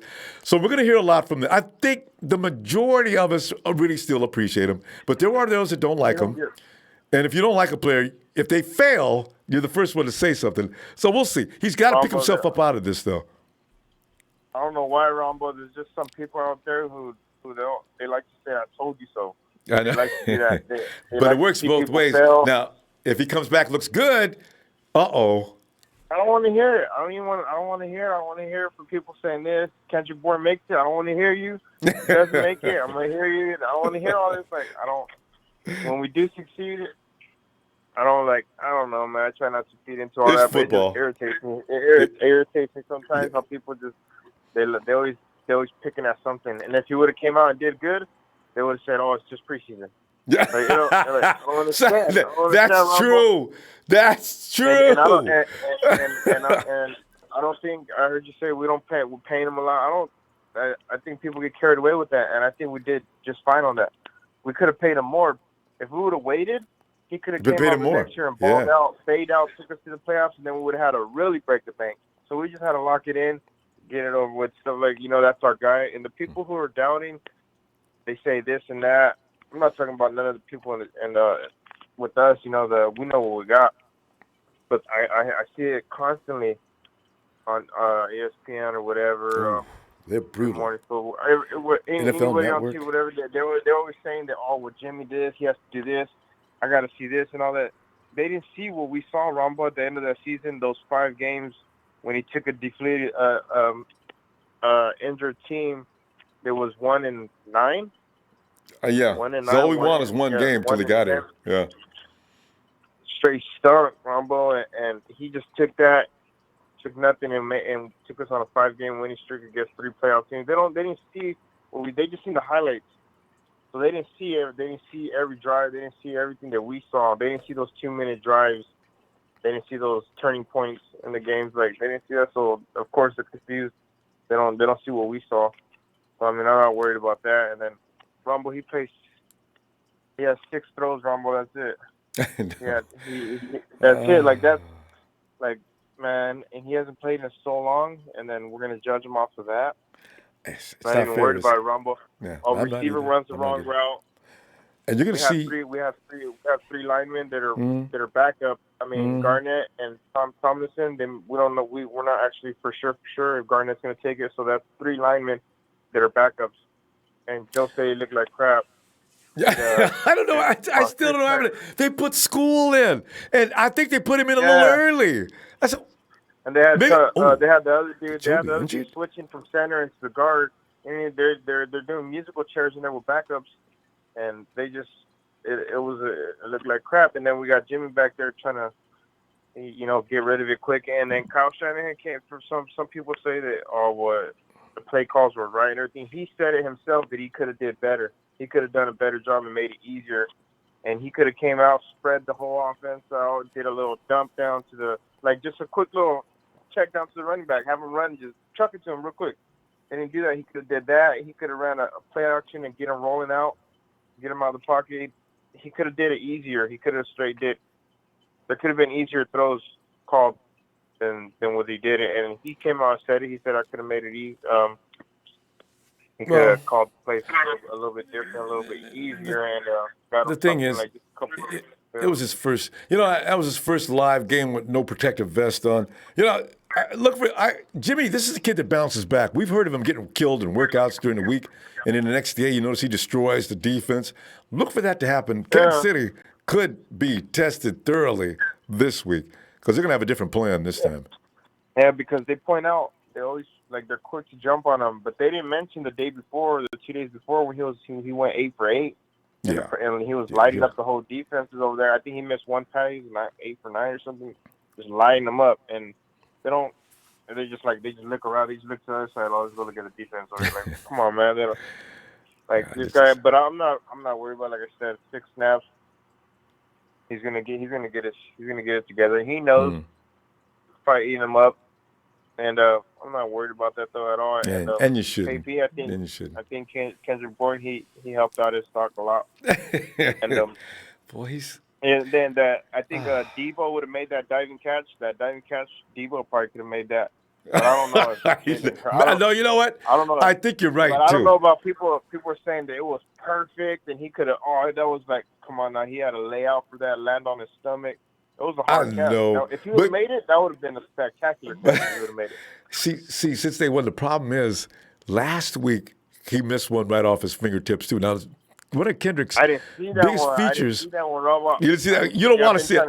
Don't look at it. But the thing is, one of the strongest things about him is his hands. So when he misses one, it really is serious, and it's like there's a huge spotlight. Whenever Kendrick makes a mistake, huge spotlight. There he is. Look at him. Yeah. Yeah. But when he does good, and but that catch, he had that small little slant. He made the defender fall down twice. he I enjoyed that. And then he jukes the other one and runs outside, and it just looks so effortless.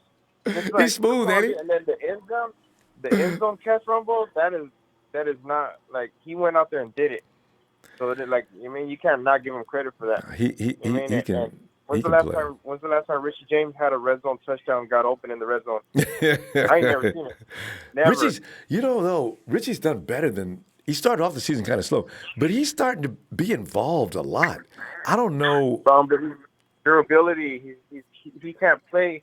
I don't think he can be out there for 16 games like KB can. Yeah, because KB's like the Iron Man of the whole team, ain't he? Yeah, he never gets hurt. His route running is nice because he's so open. He's not open because of Bud. He's open because that's what I'm saying. And Richie James, I never Rumble. Look it up. Prove me if I'm wrong. Red zone touchdowns. I never seen it. I never seen him have and I've only seen him had I've only seen him had about 3 good returns maybe. Yeah. Or the one against Seattle the other night, he had a good one. And people say, well, he can do it all. This and that, man. If he makes it, I'm glad. If he doesn't, it sucks. I like Richie. But it comes down to, since day one, who are you willing to sacrifice? This is what it's going to come down to, because all those guys are worth keeping, but sacrifices. This year it's not about cutting the bad guys or getting guys off that can't help you. It's about sacrificing. Almost every cut this year is going to be a sacrifice. Poindexter went out with a bad knee yesterday. A torn ACL. We don't know anything about him. They never tried to use him. I wanted to know. Yeah. Never did. And he would have used him in game 3, too, or 4. Dang it. Yeah, that's unfortunate. That sucks, man. He's a kid, and he's who knows? But I know I seen everybody check their knee, and I was like, "Fuck, man, here we go," and everything. But that's part of it. But if I got to sacrifice, Richie James, you got to go. It didn't sound like a sacrifice since day one. Seems like you're doing that with no problem whatsoever. Give me an extra sacrifice. Give me a running back sacrifice. Running back sacrifice, that's hard, man. I think Wilson is gonna have to chalk it up. But these guys, they're gonna find jobs. They're gonna they are. Quick. Yeah, they're all talented. All are running backs.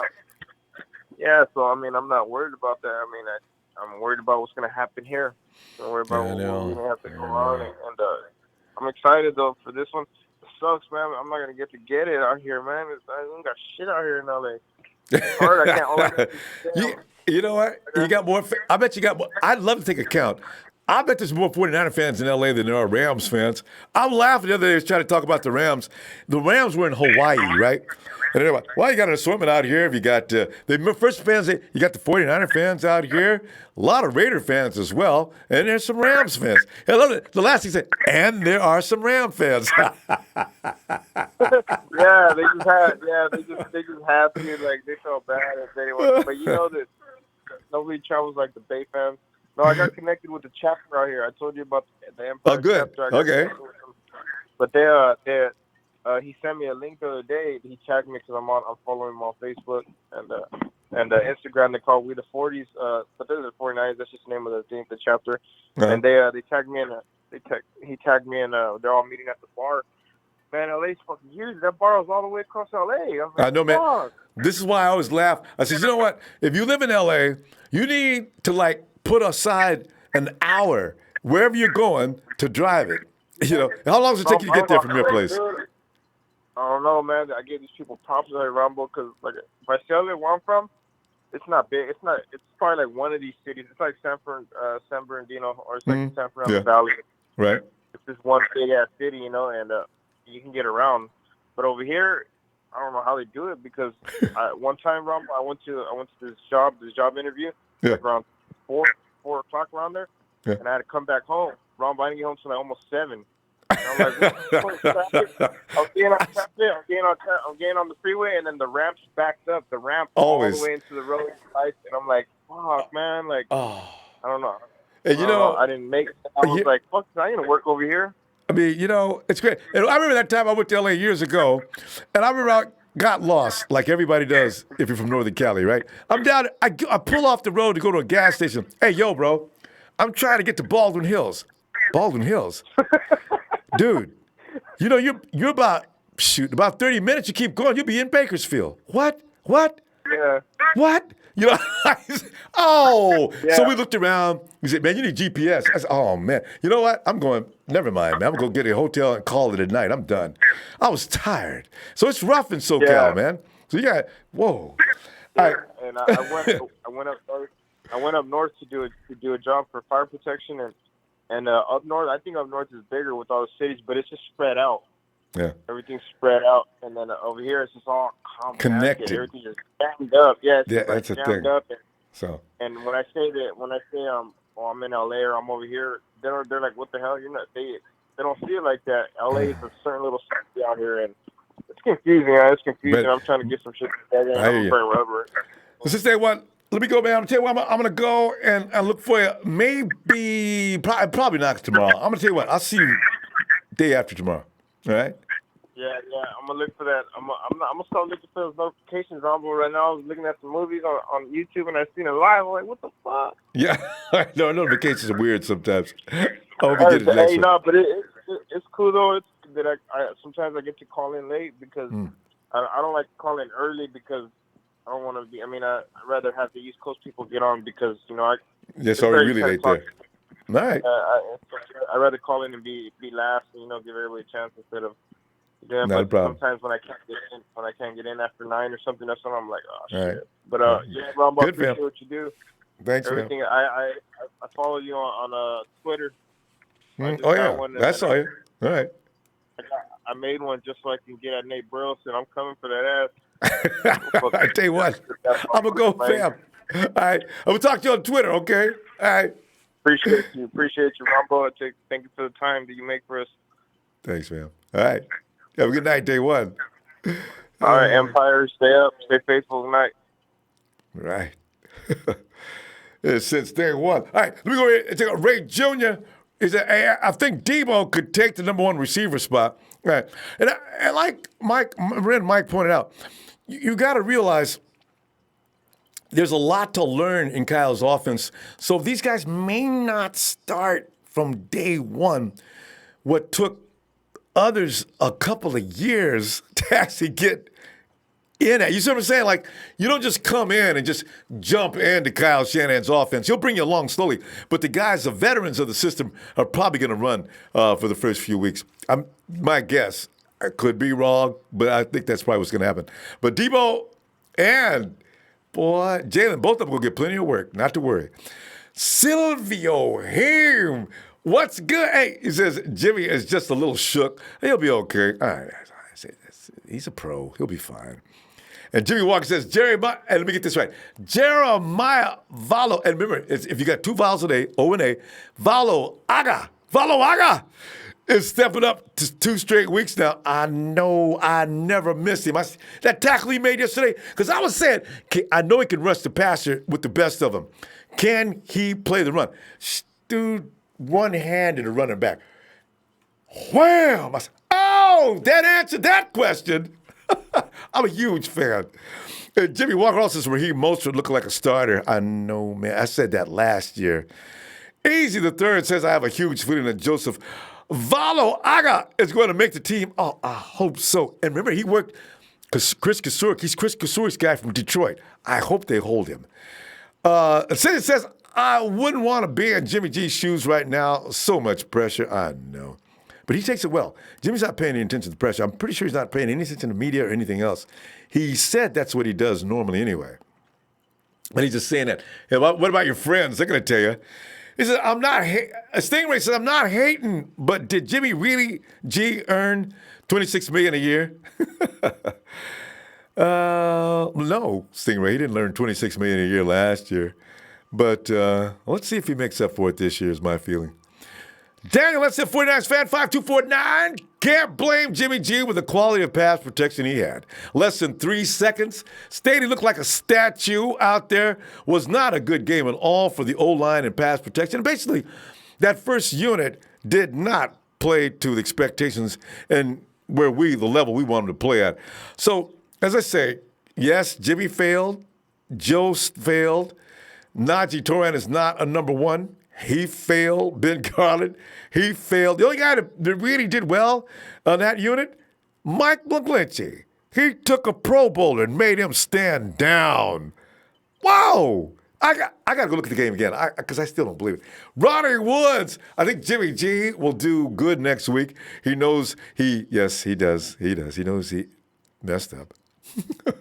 Alonzo Westbrooks, hey, bring back Anthony Davis. I wonder where he is right now anyway. Nobody talks about him anymore. I wonder if he signed on with anybody or not. Matt Gaskill, go Niner Empire. And Joseph Boomeister. That name, I almost pronounced it like it's spelled too. Jersey Joe, is that you? Yay, Niners 2-0. It's definitely Jersey Joe material. G. Pace has trained Malcolm Smith and Jimmy Ward for a left guard. See, fam, we're going to go over that tonight. Listen. Nobody's going to give you a quality offensive lineman for anything we have on defense. Unless we say we'll give you DeForest Buckner. Unless we say we will give you Quan, maybe even Dre Greenlaw. You got to give up something you do not want to give up. And DeForest Buckner's name better not even be mentioned. These are the people that will get you the kind of guard you're talking about. Otherwise, you're not going to get anything more than what we already have. You know? So that's what I'm saying. There's nobody to trade for. You got to wait till next season during the free agent period if a disgruntled offensive guard leaves his team. Get lucky in the draft in that first round. These are the things you got to depend on. But trading for one, that's going to be fruitless. Ricardo Rodriguez, Jimmy G will be fine once he gets into the game time speed. Exactly. People need to relax. LOL, Niners. Hey, Ricardo. And since it's all chill, Jimmy G's going to be okay. I firmly believe that myself. 668. Bravo, what about that undrafted defensive lineman from Penn State, number 60, Brian Baldinger? See, I got to go back and watch this. I remember Givens. I didn't even know who he was on the team. Who is this guy, Givens? Oh, my goodness. That's in the back name. So there's a lot of names I got to check out. Mr. Joe Pappy said, I'd be lying if I said I'm not a little worried about Jimmy hasn't played in almost a year and deserves the benefit of the doubt until it carries in the regular season. And Mr. Joe Pappy is give him 3 weeks. That's plenty of time for him to get used to game speed. Even if Kyle, don't put him in that game 4. Those guys that are like desperate, trying to make teams. They could get crazy out there. But next week, let's see. Let's see if there's any growth and set our mind at ease or not. Jimmy Walker says, linebacker Mark Ziocha stepping up. Did you see that sack? I seen that sack. And Antonio Kidd says, hey, we're going to be fantastic here in years to come. Go Niners. Go Niner Empire. I love what you do. I'm a Big Tony from Richmond, VA. Say, Big Tony. Mr. Block Eyes 22. He said, hey, one love from the Buckeye State to the Golden State. I like that. One love from the Golden State to the Golden Gate. Love it. This week's game 1. Just want to see our offense get it right. O-line needs to protect better. Debo and Hurd impressing me. Kill it, D. Yeah. Yeah. Man, I was glad we could get that and clear that off our chest and get that in the air and out of it. I know nobody's going to be satisfied. It's going to be like this all week until Jimmy gets back out there and reasserts himself and shows them that he is Jimmy G with the swag. Swag ain't there right now. All right, wait, we'll see. Fam, please give me a like. I'll see you. You know what? I'm going to go ahead. Let's take a break tomorrow. I'll definitely see you the day after tomorrow. How about that? All right? Unless something crazy happens overnight now, okay? Let's see. Niners!